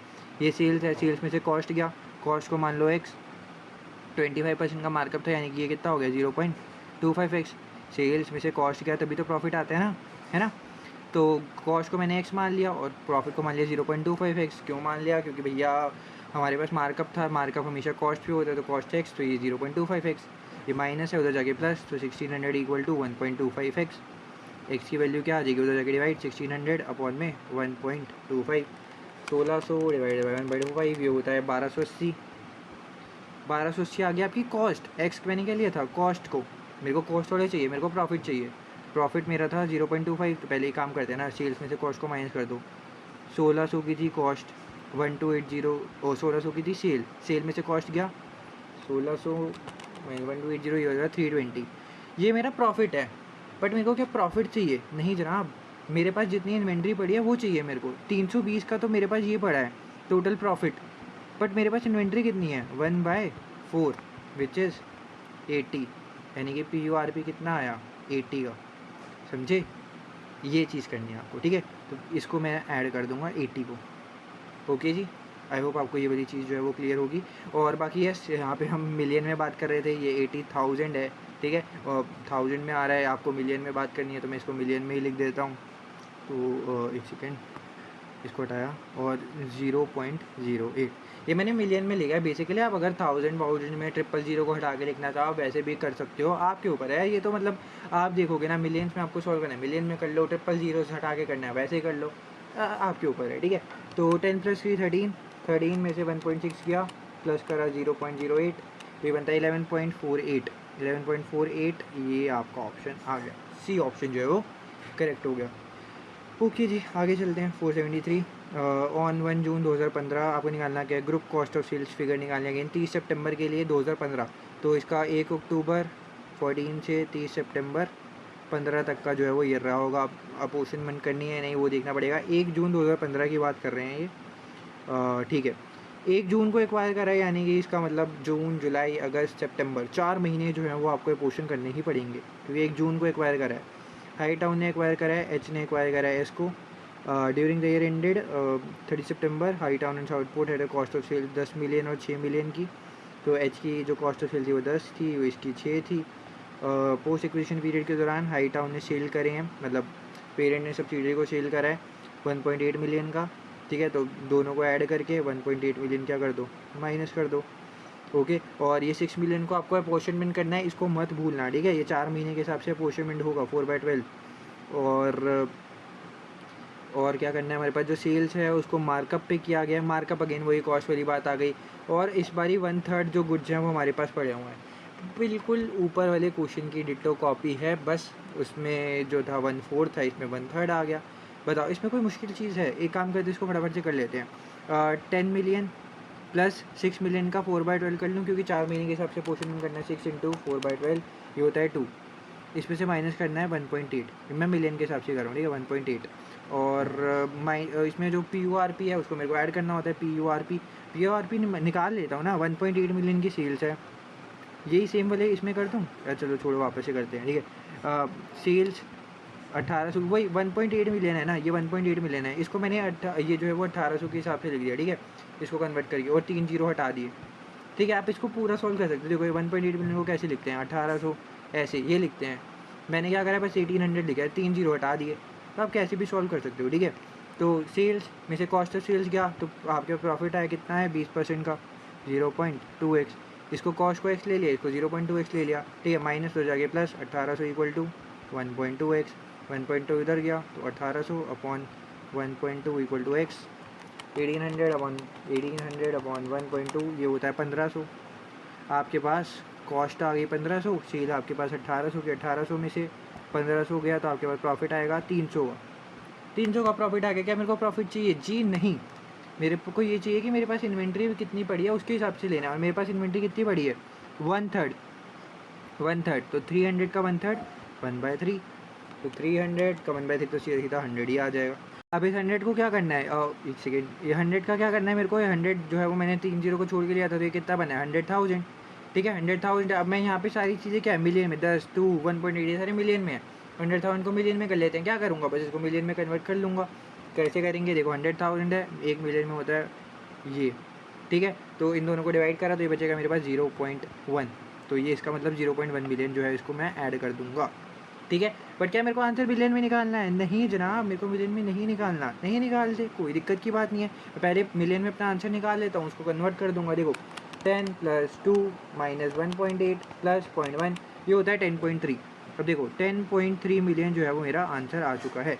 बट मेरे को यहाँ पे मिलियन में आंसर निकालने कोई नहीं कहा। तो देखो 1 मिलियन में जो है, देखो मैं आपको कन्वर्ट भी, देखो 1 मिलियन में जो होता है 1000 आप इसको ऐसे लिख सकते हो, ठीक है। तो 10.3 में कितने होंगे, तो 10.3 मल्टीप्लाई बाय 1000 तो 10.3 मल्टीप्लाई बाय 1000 ये होता है मेरा 103,000,000, ठीक है। ये जो है वो मेरा आंसर आता है। अब देखो यहाँ पे मेरे को कहीं पे भी बोला नहीं गया है कि भैया 3 जीरो छोड़ के निकाल दो या ऐसे निकाल दो। तो मेरा बेसिकली आंसर तो ये बनेगा 10,300 और आगे 3 जीरो और, तो ये मेरा टोटल जो है वो आंसर बन जाता है। क्योंकि मेरे को यहाँ पे कुछ कहा ही नहीं है भैया कि आपको 3 जीरो को करना है, कुछ ऐसे करना है। तो ये बेसिकली मेरा जो है वो आंसर हो गया, ठीक है। 10,300 और आगे 3 जीरो। ओके, आई होप आपको मेरा क्वेश्चन क्लियर होगा। आगे चलते हैं। 474 इसमें कह रहा है भैया ऑन 1 जुलाई 2014 निकालना क्या है, goodwill on acquisition of tiger for inclusion in law and consolidate, goodwill निकालनी है। ओके जी, गुडविल का क्वेश्चन काफ़ी टाइम बाद जो है वो आया है। और इसमें पहली बात आपको देखो गुडविल ऑन एक्विजिशन निकालनी है, ठीक है। तो इसमें जो है वो थोड़ी बहुत चेंजेस भी आने वाले हैं, क्योंकि यहाँ पे पहले हम अलग चीज़ निकाल रहे थे और अब आपको गुडविल एंड एक्विजिशन निकालना है। तो इसमें बाकी सारी चीज़ें भी आती हैं, NCI एक्विजिशन पे आएगा, नेट एसेट्स वगैरह आपको कैलकुलेट करने पड़ेंगे, ठीक है। और इसको कैलकुलेट करते हैं, चलो कोई बात नहीं। 1 जुलाई की बात है आपके पास। 1 जुलाई 2014 लॉयन ने 20 मिलियन पे करे हैं to acquire 70% of the issued equity capital of Tiger. तो लॉयन यानी कि टाइगर को एक्वायर कर रहा है, 20 मिलियन उसने पे करे हैं 70% एक्वायर करने के लिए। 70% एक्वायर करने के लिए 20 मिलियन जो है वो पे करे हैं उसने, ठीक है। और ईयर एंड 31 दिसंबर का, और पे एक्वायर कब आ रहा है, 1 जुलाई 2014 को, ठीक है। यानी कि 6 महीने का जो आपको थोड़ा बहुत टाइम अपोर्शन कहीं पे करना पड़ सकता है। Tiger had earn profit after tax, tiger ने अर्न करे हैं प्रॉफिट आफ्टर टैक्स 2 मिलियन के। टाइगर ने के पास रिटेन अर्निंग 10 मिलियन की 1 जनवरी को, 1 जनवरी को, ठीक है जी। बट हमने एक्वायर कब करा है, लॉयन ने पे करे हैं इतने % टू कैपिटल ऑफ टाइगर, यानी कि 1 जुलाई को हमने एक्वायर करा है। लेकिन ये रिटेन अर्निंग कब की है, 1 जनवरी की, और हमने एक्वायर कब करा है, 1 जुलाई को। At the date of acquisition Tiger ने इशू करें $8 मिलियन की इक्विटी कैपिटल, जिसकी फेयर वैल्यू ऑफ NCI है 6 मिलियन की। अब आपको निकालना है गुडविल, ठीक है जी। गुडविल हमने ऊपर निकाला था, गुडविल हम यहाँ निकालेंगे, ठीक है। जो भी आपके चीज़ें हैं वही सेम चीज़, कंसीडरेशन मतलब जितना भी आपका कॉस्ट ऑफ इन्वेस्टमेंट था, ठीक है। काम करता हूँ, एक सेकेंड। देखो कॉस्ट ऑफ इन्वेस्टमेंट जो है हमारे को दे रखी है, हमने 20 मिलियन पे करे थे ना। आगे मैं ये 3 जीरो हटा के लिख रहा हूँ, ठीक है। तो 20,000 यहाँ पे आ गया। प्लस हम क्या कर देते थे, जो भी हमारा NCI की फेयर वैल्यू होती थी उसको ऐड कर देते थे, जो भी एक्विजिशन पे था, ठीक है। Fair value of NCI at acquisition, ठीक है, इसको ऐड कर देते थे। और यहाँ पे देखो आपको साफ साफ 6 मिलियन दिया हुआ है, वही 3 जीरो हटा के लिख रहा हूँ, तो 6,000 आ गया। माइनस क्या करते थे हम इसमें से, जो भी हमारा नेट एसेट हम हमारी वैल्यू होती थी, fair value of net assets at acquisition, यही करते थे ना। नेट एसेट एक्विजिशन हम कैसे निकालेंगे, अब देखो वही सेम चीज़ है कि इक्विटी कितना होता है, रिटेन अर्निंग कितना होता है, दोनों को ऐड करना पड़ेगा।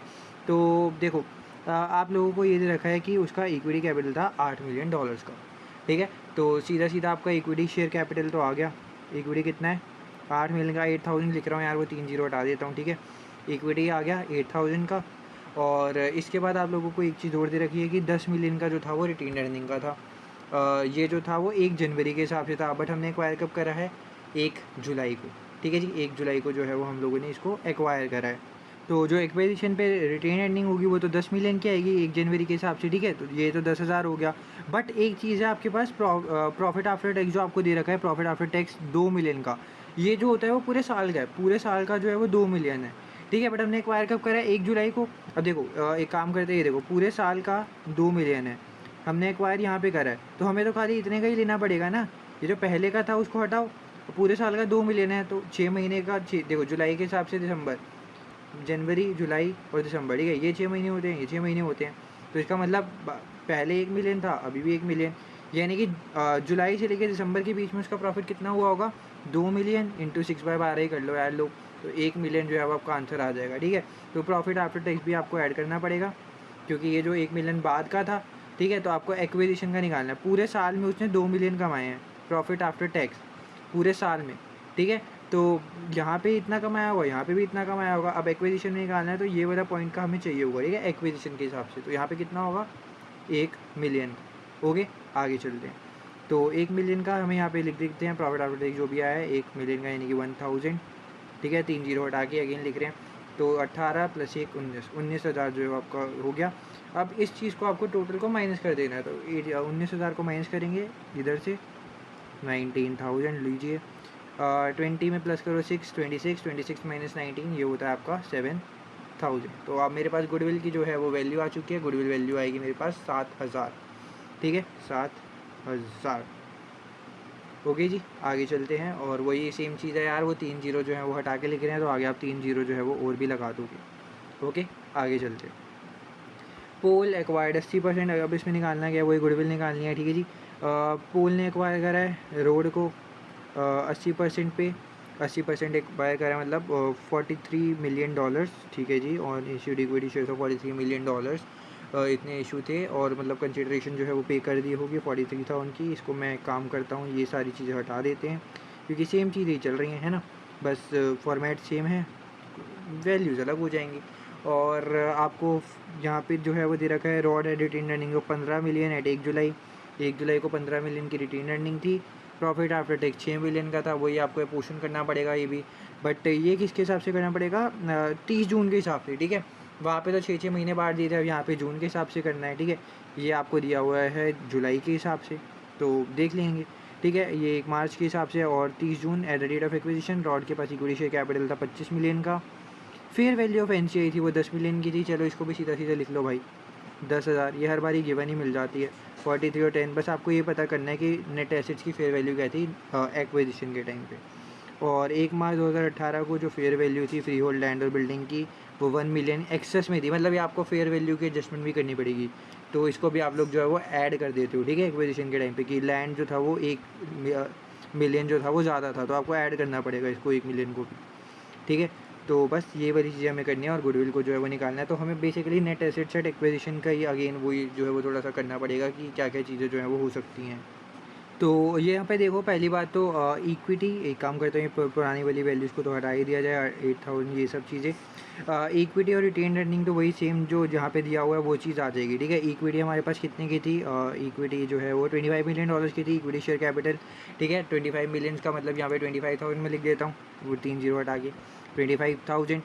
रिटेन अर्निंग्स मेरे पास कितने की थी, रिटेन अर्निंग्स जो थी वो मेरे पास इक्विटी शेयर कैपिटल इतने का था, रिटेन अर्निंग 15 मिलियन की थी, यानी कि 15,000 जो है मैं लिख देता हूँ, ठीक है। बस एक प्रॉफिट आफ्टर टैक्स की जो है वही कैलकुलेशन करनी पड़ेगी। $6 मिलियन था ना, यस, $6 मिलियन आपके प्रॉफिट आफ्टर टैक्स था, ये इसको सबको हटाओ, ठीक है। ये देखो 6 मिलियन डॉलर जो था वो आपके पास प्रॉफिट आफ्टर टैक्स था।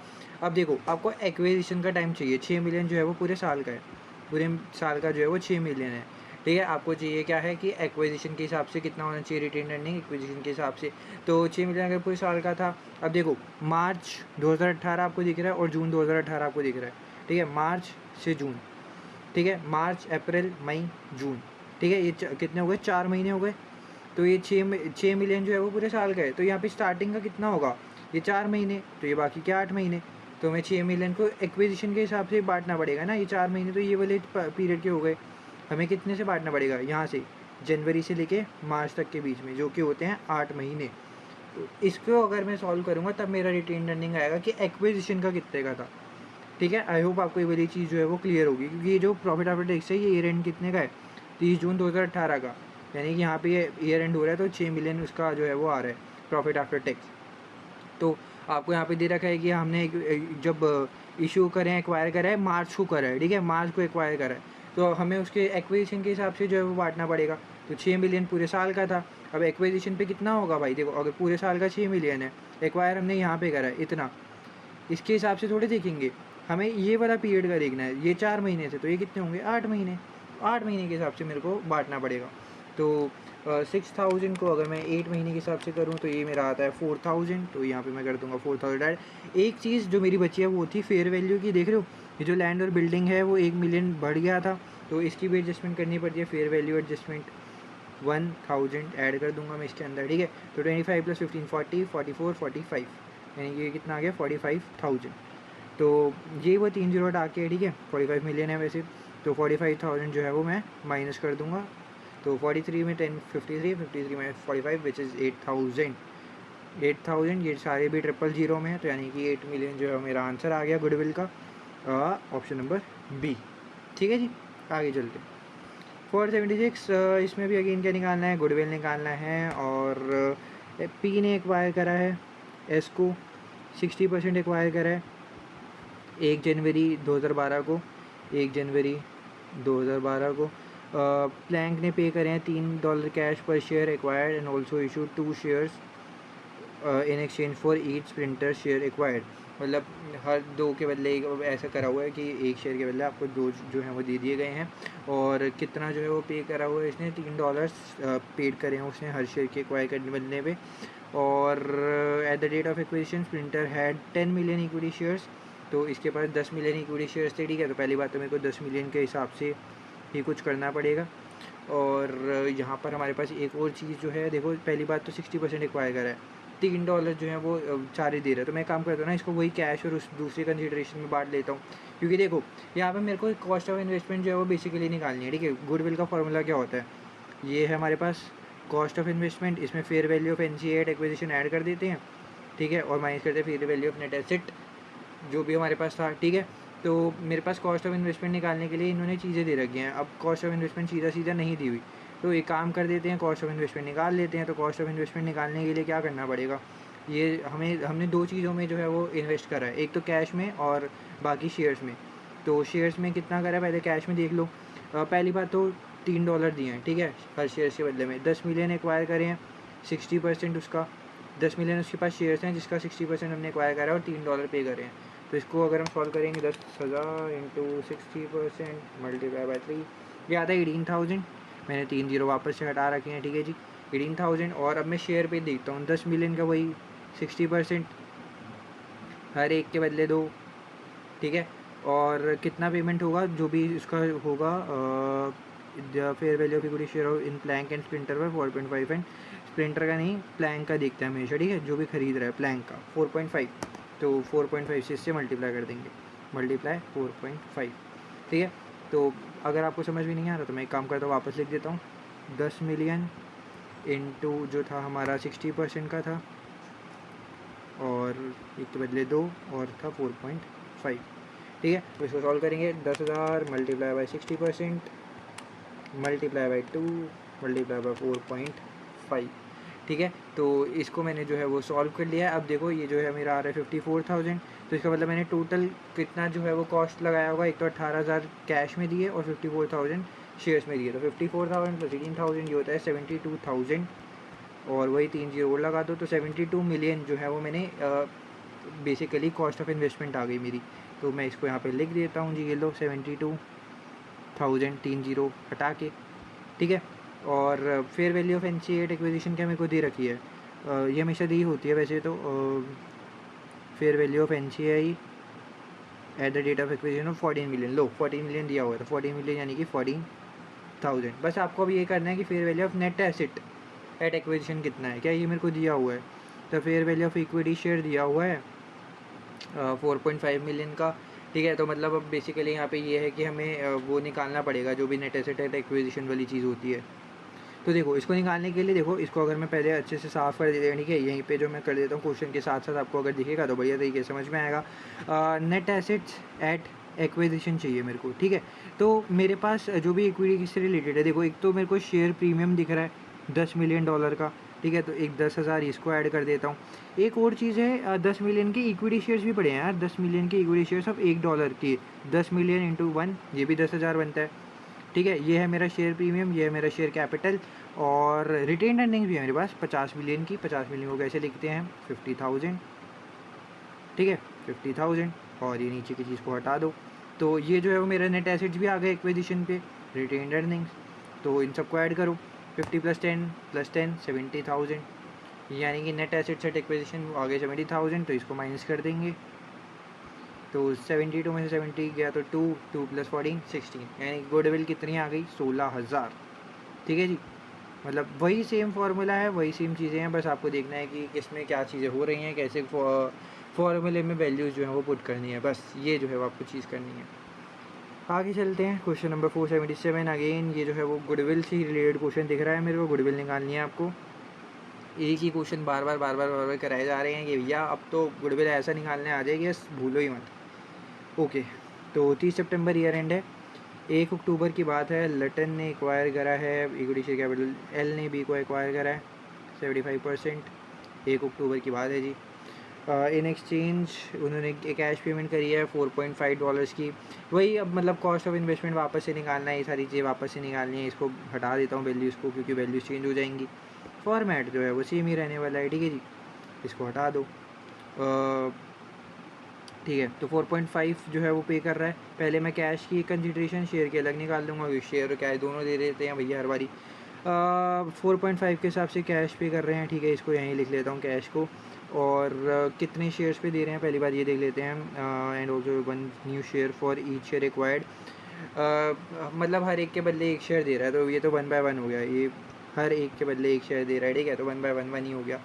और 15 मिलियन शेयर्स हैं, तो इसको 15 मिलियन, ये भी 15 मिलियन, ठीक है। और कितना एक बार करा है, 75%, तो 75% और 75%, ठीक है।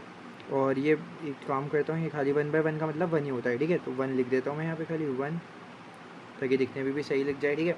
तो इतनी तो बेसिकली मेरे पास चीज़ें जो हैं वो दे रखी हैं। और कुछ है क्या मेरे पास, at the rate share capital and share premium account. चलो मेरे को वो नेट एसेट एट एक्विजिशन वाली चीज़ें जो हैं वो सारी दे रखी हैं, बट मेरे को यहाँ पे एक ये पता है, शेयर की वैल्यू निकालनी है। एल के शेयर की वैल्यू कितनी है, बिफोर रिटेन अर्निंग्स कितनी, फेयर वैल्यू ऑफ NCI दे रखी है 27 मिलियन की, ये लो 27 मिलियन फेयर वैल्यू, तो 27,000। Fair value of equity shares of Lutton at the date of 5, ठीक है। चलो यही मेरे को चाहिए था, तो 5 से मैं इसको मल्टीप्लाई कर दूंगा, ठीक है। अब देखो क्या इस वाली चीज़ को सॉल्व करूँगा तो मेरे को पता चल जाएगा मैंने कितना कैश दिया, और इसको सॉल्व करूँगा तो मेरे को पता चल जाएगा कितना शेयर दिया है, और दोनों को ऐड कर दूँगा तो पता चलेगा टोटल कितना पे करा है। तो मैं काम करता हूँ, मल्टीप्लाई करता हूँ, 4.5 मल्टीप्लाई बाय 15,000 कर रहा हूँ, मल्टीप्लाई बाय 75%, तो आता है 50625, 50625। और ये कितना आएगा, 15,000 मल्टीप्लाई बाय 1 तो वही होता है 75%, मल्टीप्लाई बाय 5 क्या है, 56250, 56250, ठीक है। 1050625, ये आ रहा है 56250, ठीक है जी। बड़े अजीब अजीब से हैं, 50625 को ऐड कर देंगे तो बनता है 106875, 106875, ठीक है। ये जो है वो मेरा कुछ अजीब सा जो है वो कॉस्ट बनी है, मतलब कॉस्ट ऑफ इन्वेस्टमेंट। ओके, अब मेरे को एक्विजिशन पे निकालना है, ठीक है। तो मैं इसको अब हटा रहा हूँ और नेट एसेट्स निकालता हूँ मेरे एक्विजिशन पे जो है वो कितने होने वाले हैं। ओके जी, तो इसको निकालने के लिए क्या, ठीक है। तो नेट एसेट्स एट एक्विजिशन निकाल लेता हूँ मैं यहाँ पे। मेरे पास जो हैं 4.5, 1 मिलियन नॉट 1 अक्टूबर को, बट 4 के पास रिटेन अर्निंग थी, ठीक है। एक तो मेरे पास रिटेन अर्निंग दे दिया, ओके। एक रिटेन अर्निंग है, एक इक्विटी शेयर्स हैं 15 मिलियन शेयर्स, ठीक है। 15,000 जो है वो इक्विटी शेयर कैपिटल है। उसके बाद रिटेन अर्निंग्स हैं हमारे पास equity share capital, share premium भी मेरे को कहीं ना कहीं ये रहा, शेयर प्रीमियम अकाउंट में है $5 million, ठीक है। और फेयर वैल्यू एडजस्टमेंट भी है $2 million की in excess of its carrying amount of date of acquisition, ठीक है। मतलब 2 मिलियन से आपको और ऐड करना पड़ेगा, ठीक है। तो बेसिकली आपके पास ये चीज़ें जो है आपके पास पड़ी हैं। तो नेट एसेट्स एट एक्विजिशन, एक तो पास शेयर कैपिटल 15,000 सीधा आ जाएगा, ठीक है जी। 15,000 एक की ईच की थी, तो 15,000 इंटू 1 15,000 ही होता है। शेयर प्रीमियम था आपके पास 5 मिलियन का, 5,000। और रिटेन अर्निंग 76.875 मिलियन, मैंने आपको बताया मिलियन को कन्वर्ट कर लो 1000 में, 76.875 यही था ना, यस। इसको मल्टीप्लाई कर लो 1000 तो 76.875 मल्टीप्लाई बाई 1000 ये होता है 76875000 76875। 000 नहीं ले रहा हूँ क्योंकि आपको पता है मैं सारी 3 जीरो जो है वो हटा के ले रहा हूँ। इसके बाद और कुछ है क्या मेरे पास, हाँ फेयर वैल्यू एडजस्टमेंट $2 मिलियन की, ठीक है। तो इसको भी मैं ऐड कर दूंगा यहाँ पे, फेयर वैल्यू लिख के 2000, ठीक है। तो ये सारी चीज़ें मैं ऐड करूँगा तो मेरे को नेट एसेट एक्विजिशन पे मिल जाएंगे। तो ऐड कर देता हूँ 15,000 plus 5,000 plus 76,875 plus 2,000 which is होता है 98,875। तो 98,875 इसको मैं यहाँ से माइनस करने वाला हूँ और मेरा जो है वो आंसर आ जाएगा गुडविल कितनी होने वाली है फाइनली। तो माइनस करना होगा 106,875 में, प्लस कर देता हूँ पहले 27,000, माइनस कर देता हूँ 98,875 विच इज़ मेरा होता है 35,000, 35,000, ठीक है। 35,000 ये जो है मेरे गुडविल की वैल्यू आ गई है जी। आगे 3 जीरो लगा देना क्योंकि 3 जीरो हटा के हम काम कर रहे थे, ठीक है। 35,000 ठीक है जी। 35,000 मिलियन जो है हमारे पास, बेसिकली 35 मिलियन जो है वो आपका आंसर हो गया, ठीक है जी। आगे चलते हैं 478। अरे भैया वापस से गुडविल करा रहे हैं, एक ही जैसे क्वेश्चंस बार बार करा ही जा रहे हैं। चलो कोई बात नहीं, इट इज़ ओके, बार बार कराएंगे तभी तो प्रैक्टिस होगी, कोई बात नहीं। कर लेते हैं वापस से 478 क्वेश्चन पढ़ लेते हैं। इसमें क्या है क्या रहे हैं जी, आप पहले देख लेता हूँ गुडविल इसमें निकालना है। चलो अगला वाला कोई अलग सा क्वेश्चन है, शुक्र है। गुडविल वो भी सेम चीज़ है, ठीक है। तो 1 जनवरी 2016 को हिनलैंड ने एक्वायर करा है, इशूड शॉफील्ड का एच ने इसको एक्वायर करा है 90% का, 90% एक्वायर करा है। गेनिंग कंट्रोल हेलाइन में इमीडिएट कैश पेमेंट करी है $3 पर शेयर की, ठीक है। मतलब वही कैश और शेयर्स जो है वो वापस से इसमें इन्वॉल्व होने वाले हैं। इसको हटा देता हूँ, इसको भी हटा देता हूँ, ठीक है। थोड़ा सा ऊपर जगह है क्या मेरे पास, इसको हटा देता हूँ, छोड़ो बेकार हो गया है अभी ये फ़िलहाल के लिए। तो इसको हटाओ, यहाँ पे मैं कैश और शेयर्स की कंसिडरेशन निकाल लेता हूँ, कैश और शेयर्स, ठीक है। मैं पे कर रहे हैं $3 पर शेयर के हिसाब से, ठीक है। $3 पर शेयर के हिसाब से पहली बात कितना परसेंट है, 90% है, ठीक है। और शेयर्स कितने हैं जी एक बारी बता देंगे तो अच्छा लगेगा। इशूड 1 न्यू शेयर, ये तो कोई काम का नहीं है मेरे पास। At rate of equity at equity share capital of 200,000 shares, 200,000 shares के जो हैं वो, ठीक है। तो मतलब 200,000, ओके। और शेयर्स कैसे करूँगा मैं कैलकुलेट, वही 200,000 इंटू 90%। और क्या मेरे को दे रखा है कितने शेयर्स के बदले कितने शेयर दे रहा हूँ, इक्विटी शेयर का शेयर प्रीमियम अकाउंट दिया हुआ है, ठीक है। साथ ही साथ नेट एसेट एक्विजिशन भी निकाल लेता हूँ, ठीक है। नेट एसेट एक्विजिशन पे कैसे निकालेंगे, शेयर कैपिटल तो वही सेम चीज़ आ जाएगी मेरे पास 200,000 का, ठीक है। 200,000 और प्रीमियम अकाउंट 100,000 का आ जाएगा। इसको भी वैसे मैं 3 जीरो हटा के कर सकता था but it's okay. Retain earning 590 की है, 590,000 की है। क्या मेरे पास और कुछ फेयर वैल्यू भी दिया हुआ है, फेयर वैल्यू ऑफ NCI दिया हुआ है 75,000 का, तो इसको लिख देंगे यार 75,000। और ये मैं ज़ीरो में नहीं निकाल रहा हूँ, इसमें मैं सीधा ही लिख रहा हूँ, ठीक है। Add addition date of acquisition had item property which together had a fair value of 90,000 and a carrying amount of 70,000। अच्छा, तो मतलब 90,000 की जो थी वो वैल्यू थी और फेयर वैल्यू एडजस्टमेंट करने के बाद आपके पास कितनी आ गई, 70,000 की आ गई। कैरिंग अमाउंट इतने का था और 90,000 की वैल्यू, मतलब एक 70,000 आपने बुक में लिखे थे बट उसकी वैल्यू कितने की थी, 90,000 की, यानी कि 20,000 से एक्सेस है, ठीक है। तो आपको इसको ऐड करना पड़ेगा 20,000 से। तो ये वाला भी यहीं पे आ जाएगी चीज़, 20,000 से ऐड कर दो, ठीक है। इसके अलावा तो कोई और एडजस्टमेंट मेरे ख्याल से नहीं दिख रही थी मेरे को। बस एक चीज़ है, equity share highlight at 1 January was 2 per share और there has been no impairment of goodwill. Goodwill की कोई इम्पेयरमेंट नहीं है, इसके बारे में आपको इतना सोचने की ज़रूरत नहीं है। आगे एफआर में जाके बहुत अच्छे से आप गुडविल जो है वो पढ़ने वाले हो, ठीक है। बस आपको ये पता है कि $2 की वैल्यू है, इसको जो है वो यहाँ पे जाके मल्टीप्लाई हम कर देंगे, ठीक है। तो कैश इससे जो है वो मेरा कॉस्ट ऑफ इन्वेस्टमेंट निकल जाएगा। कैसे निकालेंगे, इसको सॉल्व करो फिर इसको सॉल्व करो। 200,000 मल्टीप्लाई बाय 90% मल्टीप्लाई बाय 3, ये होता है 540,000। 540,000 प्लस कितना करेंगे, 200,000 multiply by 90% multiply by 2, 200,000 multiply by 90% multiply by 2, तो ये होता है 360,000। 360 तो 540 और 360 कितना होता है, 540 360 होता है 900। तो टोटल कितना आ गया मेरा कॉस्ट, मतलब कितना इन्वेस्ट किया होगा, 900,000। सीधा सीधा लिख दो, 900,000 जो है वो कॉस्ट ऑफ इन्वेस्टमेंट हो जाएगी। और fair value of net acids कितने थे एक्विजिशन पे, इसका टोटल तो यार हम लिखे ही नहीं, चलो कर लेते हैं। 200,000 प्लस 100,000 प्लस 590,000 प्लस 20,000, ये होता है मेरा 910, 910,000 बेसिकली। तो इसको जो है वो माइनस कर देंगे, 910,000, इसको माइनस करेंगे तो हमारा गुडविल का जो है वो आंसर आ जाएगा 900 माइनस 10 प्लस 75, ये हो गया आपके पास 65,000। तो इसका मतलब गुडविल की वैल्यू जो आ गई वो आ गई 65,000, और ये सीधा सीधा 65,000 ही है, कोई आगे 000 वगैरह चीज़ नहीं है। तो सीधा आंसर 65,000 जो है वो आपका हो जाएगा, ठीक है। तो 478 का 65,000। आगे चलते हैं, क्वेश्चन नंबर 479। इसमें कह रहा है निकालना क्या है, NCI निकालना है, ठीक है। शुक्र है कोई और क्वेश्चन आया है। At the group profit after tax for the year ended 31 दिसंबर 2025 के लिए निकालना है।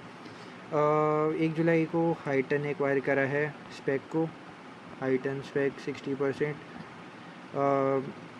मेरा प्रॉफिट आफ्टर टैक्स इतना, and speak had a profit after tax of 400,000। मेरे को बस इसी का ही देखना है भाई, इसकी तो कोई वो मेरे को अभी इसमें NCI की वो कैलकुलेशन वो चाहिए नहीं, ठीक है। पोस्ट एक्विजिशन पीरियड के दौरान हाइटन ने गुड सोल्ड करे हैं स्पेक को, जिसमें एक प्रॉफिट एलिमेंट था $20,000 का, और at the year and heighten ने गुड सोल्ड करे हैं यार, हाइटन ने गुड सोल्ड करे हैं, ठीक है, यानी कि पेरेंट ने सब्सिडरी को करे हैं। तो यहाँ पे NCI में कुछ चीज़ जो है वो नहीं आने वाली, ठीक है। तो ये तभी आती जब मतलब अगर उल्टा चीज़ हो जाता, ओके। तो eight the year and 1 quarter of the good sold by the heighten, ये सारी चीज़ों का भी आपको कोई करना नहीं है, ठीक है, क्योंकि ये NCI के कैलकुलेशन में जब पेरेंट सब्सिडी को सील करे तो आप PURP कुछ जो है वो इंक्लूड वगैरह नहीं करते हो। तो सीधा सीधा बस ये 400,000 का इसने प्रॉफिट कमाया, 400,000 का इसने प्रॉफिट कमाया। 1 जुलाई की बात है, ठीक है, 1 जुलाई को एक्वायर करा है और आपका ईयर एंड 31 दिसंबर, तो आपको अपोर्शनमेंट करनी पड़ेगी।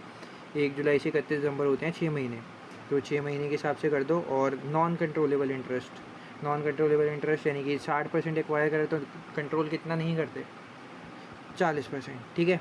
अगर आपको वो दी होती fair value of NCI at acquisition तो आप उसमें भी ऐड कर देते, बट यहाँ पे आपको ऐसा कुछ दिया नहीं हुआ है, तो बस आपकी ये जो है वैल्यू आ जाएगी 400,000 मल्टीप्लाई बाय 6/12 मल्टीप्लाई बाय 40%, ये होता है 80,000। तो यानी कि ऑप्शन नंबर बी जो है आपका सही हो गया, ठीक है। आगे चलते हैं 480 क्वेश्चन पे। अगेन गुडविल ऑन एक्विजिशन निकालना है जी, ठीक है जी, कोई नहीं, गुडविल ही निकलवाएंगे लगता है पूरे चैप्टर्स में। 1 अप्रैल 2013 के हिसाब से निकालनी है। हनी कंपनी ने एक्वायर करा है बी कंपनी को 75%, 1 अप्रैल को एक्वायर करा था जी, ठीक है। $2 पे करे थे हर इक्विटी शेयर्स के लिए, जो इतने भी एक्वायर करे। और फेयर वैल्यू जो NCI की है वो 300 है, $300, ओके। और बी कंपनी की जो इंडिविजुअल फाइनेंशियल स्टेटमेंट है वो आपको दी ही रखी है। एक एक्विजिशन मतलब 1 अप्रैल के हिसाब से बताना है जब एक्विजिशन हुआ था, ठीक है, गुडविल क्या होगी। और स्टेटमेंट ऑफ P&L आपको दिया हुआ है, आपको स्टेटमेंट ऑफ फाइनेंशियल पोजीशन भी दिया हुआ है। तो बेसिकली आपको ये सारी चीज़ें जो हैं वो कैलकुलेट करनी है। तो गुडविल कैलकुलेट करने के लिए पहली बात तो मेरे को ये पता होना चाहिए यार कॉस्ट ऑफ इन्वेस्टमेंट कितना है, इसको हटा दो, वापस से यही सेम फॉर्मेट चलता रहेगा, कोई दिक्कत की बात नहीं है, ठीक है। कॉस्ट ऑफ इन्वेस्टमेंट मेरे को पता चलना चाहिए कि मैंने एक्चुअली में कितनी जो है वो इन्वेस्टमेंट जो है वो डाली हुई है, ठीक है, तभी तो पता चलेगा। तो अब देखो इक्विटी शेयर कैपिटल $1,000 के हैं और एक का ईच है, तो मतलब 1000 इक्विटी शेयर्स होंगे, ठीक है। और 75% मैंने एक्वायर करा है, यानी कि 75 परसेंटेज। ओके, और मैं कितना पे कर रहा हूँ, $2 पे कर रहा हूँ हर इक्विटी शेयर को एक्वायर करने के लिए, यानी कि मल्टीप्लाई बाय 2। ठीक है, और यहाँ पे मेरे को कुछ ऐसा नहीं दिया हुआ यार कि मैंने शेयर्स में भी ट्रांसफ़र करा है, मेरे को खाली मतलब कैश में ही जो है वो मैंने जो है वो कंसिडरेशन पे करी है। तो 1000 मल्टीप्लाई बाय 75% मल्टीप्लाई बाय 2। ठीक है, तो ये जो है वो मेरा आंसर है 1500। तो कॉस्ट ऑफ इन्वेस्टमेंट, ठीक है, कंसिडरेशन जो भी होगा ये 1500 आ जाता है। फेयर वैल्यू ऑफ NCI जो है वो मेरे को दे रखी है $300 की, तो ये मैं ऐड कर देता हूँ। अब एक चीज़ माइनस करनी है, वो है fair value of net assets at acquisition, और ये मेरे को निकालना पड़ेगा। इक्विटी शेयर्स, तो अगेन वही मतलब fair value of net asset acquisition कैसे निकालोगे। ठीक है, तो आपके पास इक्विटी शेयर्स हैं 1000 की, एक काम करता हूँ इसको हटाओ, यहीं पे लिख देते हैं एक्विजिशन पे नेट एसेट्स। ठीक है, इक्विटी आपके पास है कितने की है, 1000 की।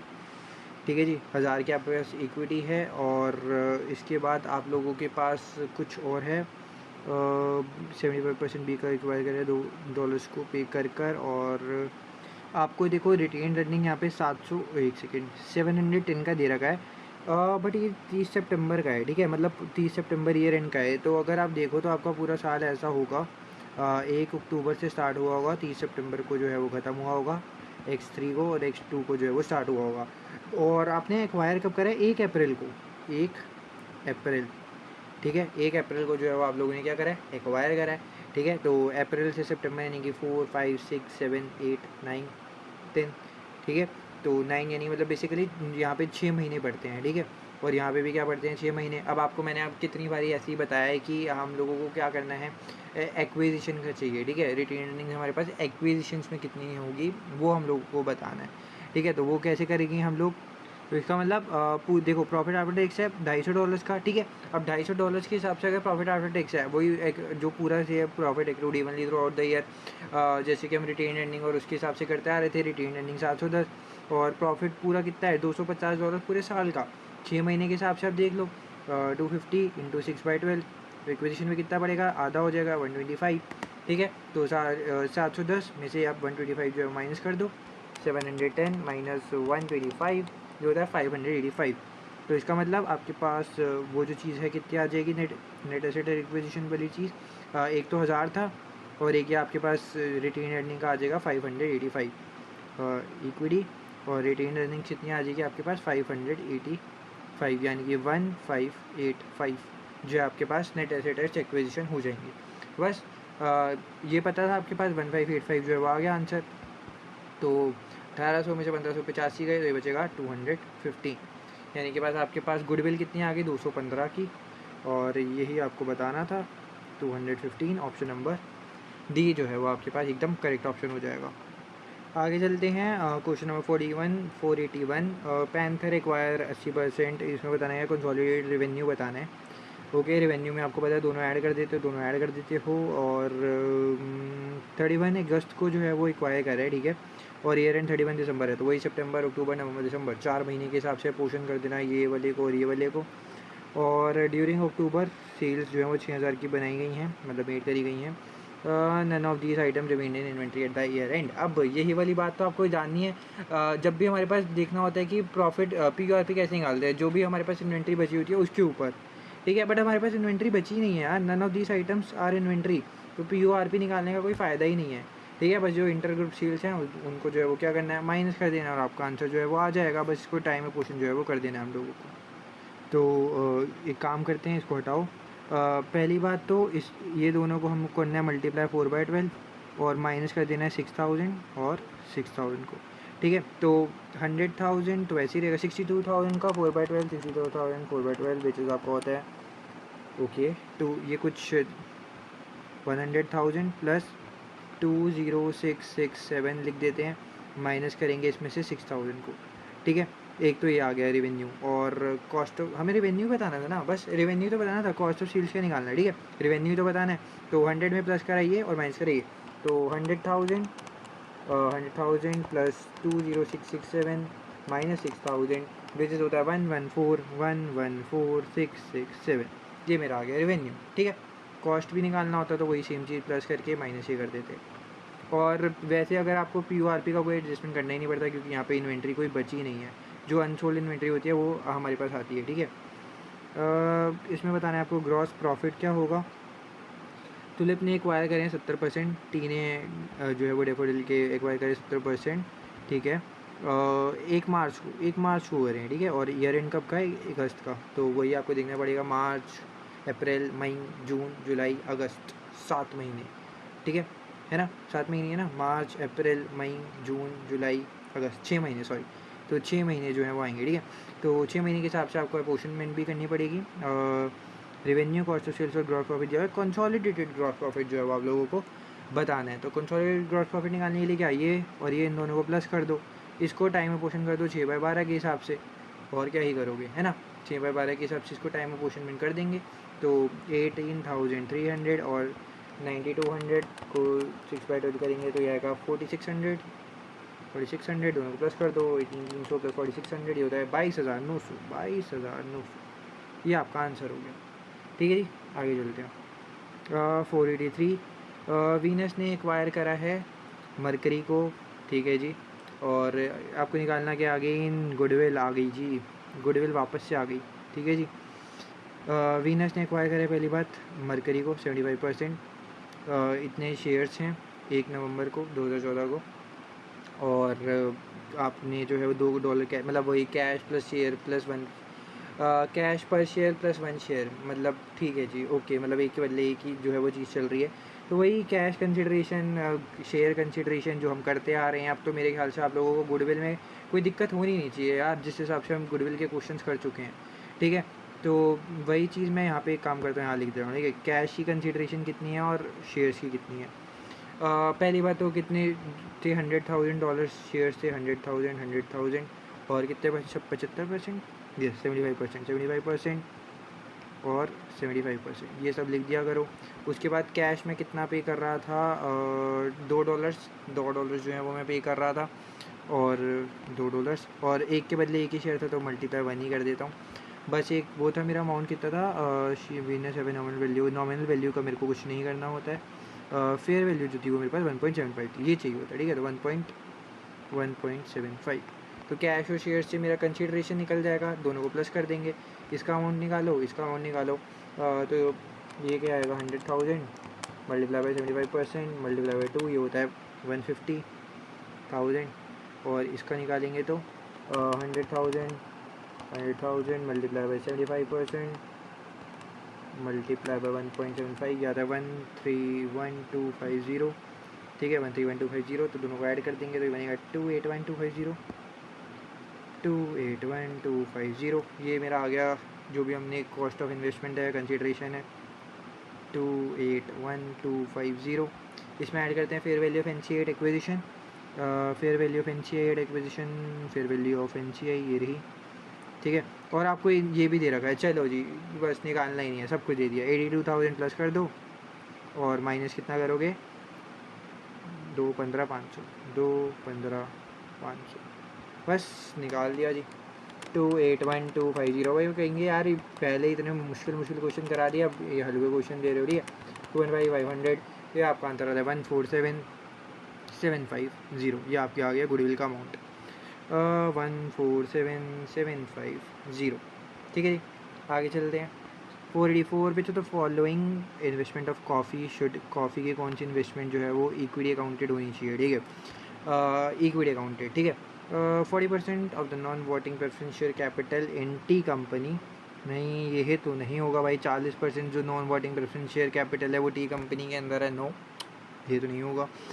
18% of the equity share capital in cafe company with 2 of the 5 directors of coffee company on the board of cafe company, okay. तो इक्विटी अकाउंटेड, यस ये तो हो सकता है कि देखो 5 में से जो है आपने 2 जो है अपने डायरेक्टर्स को अपॉइंट करा रखा है, तो यस ये तो इक्विटी अकाउंटिंग हो सकती है, ठीक है। तो सेकंड ऑप्शन तो मेरे ख्याल से सही है। 50% of the equity share capital of company with 5 of the 7 director, majority director देख रहे हो, 7 में से 5 डायरेक्टर से अपॉइंट कर रखे हैं इन भाई साहब ने, मतलब ये तो काफ़ी कह सकते हैं कंट्रोल सब्सिडरी टाइप की चीज़ हो गई। तो ये तो बिल्कुल भी नहीं होगा, यानी ऑप्शन नंबर 2 जो है वो सही होगा, यानी कि बी ऑप्शन जो है मेरा करेक्ट हो जाएगा। आगे चलते हैं 485 which is the last question of this chapter, yes sir 485, ठीक है। तो इसको सॉल्व करते हैं। Are the following statement about accounting for associates true और false? Equity accounting will always be used when an investing holding between 20 से 50% of the equity shares in another entity. तो ये तो भाई हिसाब से देखो, इक्विटी अकाउंटिंग में 20 से 50% चीज़ वाली चल रही है, तो ये बिल्कुल ही गलत बात जो है वो होने वाली है। ज़रूरी नहीं है कि भाई अगर तुम 20 से 50% ले रहे हो तो इक्विटी अकाउंटिंग हमेशा जो है वो यूज़ होने वाली है, ऐसा कभी भी ज़रूरी नहीं होता है।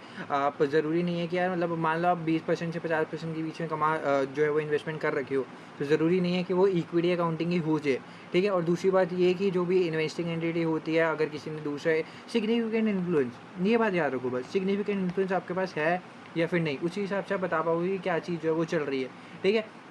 वो उसके हिसाब से आप बताओगे कि इक्विटी अकाउंटिंग हमेशा यूज़ होनी चाहिए नहीं, और जब भी ऑलवेज बढ़ जाए ना तो उसको देख लिया करो, ठीक है। तो ये वाली स्टेटमेंट तो फिलहाल गलत होगी। Dividend receive from an investment in an associate will be presented as investment income in the consolidated. नहीं यार, बिल्कुल ही गलत बात है। जो भी आप डिविडेंड रिसीव करते हो वो कभी भी इन्वेस्टमेंट इनकम के हिसाब से नहीं दिखाते। जो मतलब बंदा है ना, जैसे एसोसिएट मान लो एक ए है और एक सी है, ए और सी मतलब सी इसका एसोसिएट है, तो अपनी सी अपनी बुक्स में दिखाएगा डिविडेंड इनकम। ये दोनों ऐसे कुछ नहीं बनता कि इन्वेस्टमेंट इनकम डिविडेंड जो है वो रिसीव करके इन्वेस्टमेंट इनकम वो के हिसाब से दिखाएगा, ठीक है। जो अपनी इन्वेस्टिंग एंटिटी है वो अपने प्रॉफिट और लॉस में अपना जो है वो डिविडेंड के हिसाब से दिखाएगी, कोई ऐसा चीज़ नहीं होगी, ठीक है। तो ये भी स्टेटमेंट जो होगी फॉल्स। और इसी के साथ आपका ये वाला चैप्टर भी होता है ख़त्म। आई होप आपको ये बहुत ही लंबी वीडियो पसंद आई होगी, और स्टिल कोई डाउट है तो आप कमेंट सेक्शन में पूछ सकते हो। मेरी साइड से मैंने ट्राई करा है सब कुछ आराम से, धीरे से और अच्छे तरीके से डिटेल तरीके में समझाऊँ। और इसी के साथ हमारा फाइनेंशियल अकाउंटिंग का एग्ज़ाम किट जो होता है वो ख़त्म होता है। बाकी मिलते हैं किसी और चीज़ में, और इस वीडियोज़ में इतना ही। Thank you so much for watching. अगर आपको थोड़ा सी भी पसंद आ रही है तो यार सपोर्ट करना मत भूलना, वीडियो को लाइक कर देना, चैनल पे नए हो और अच्छी लग रही है वीडियो सब्सक्राइब कर देना। मिलते हैं नेक्स्ट वीडियो में, बाय बाय।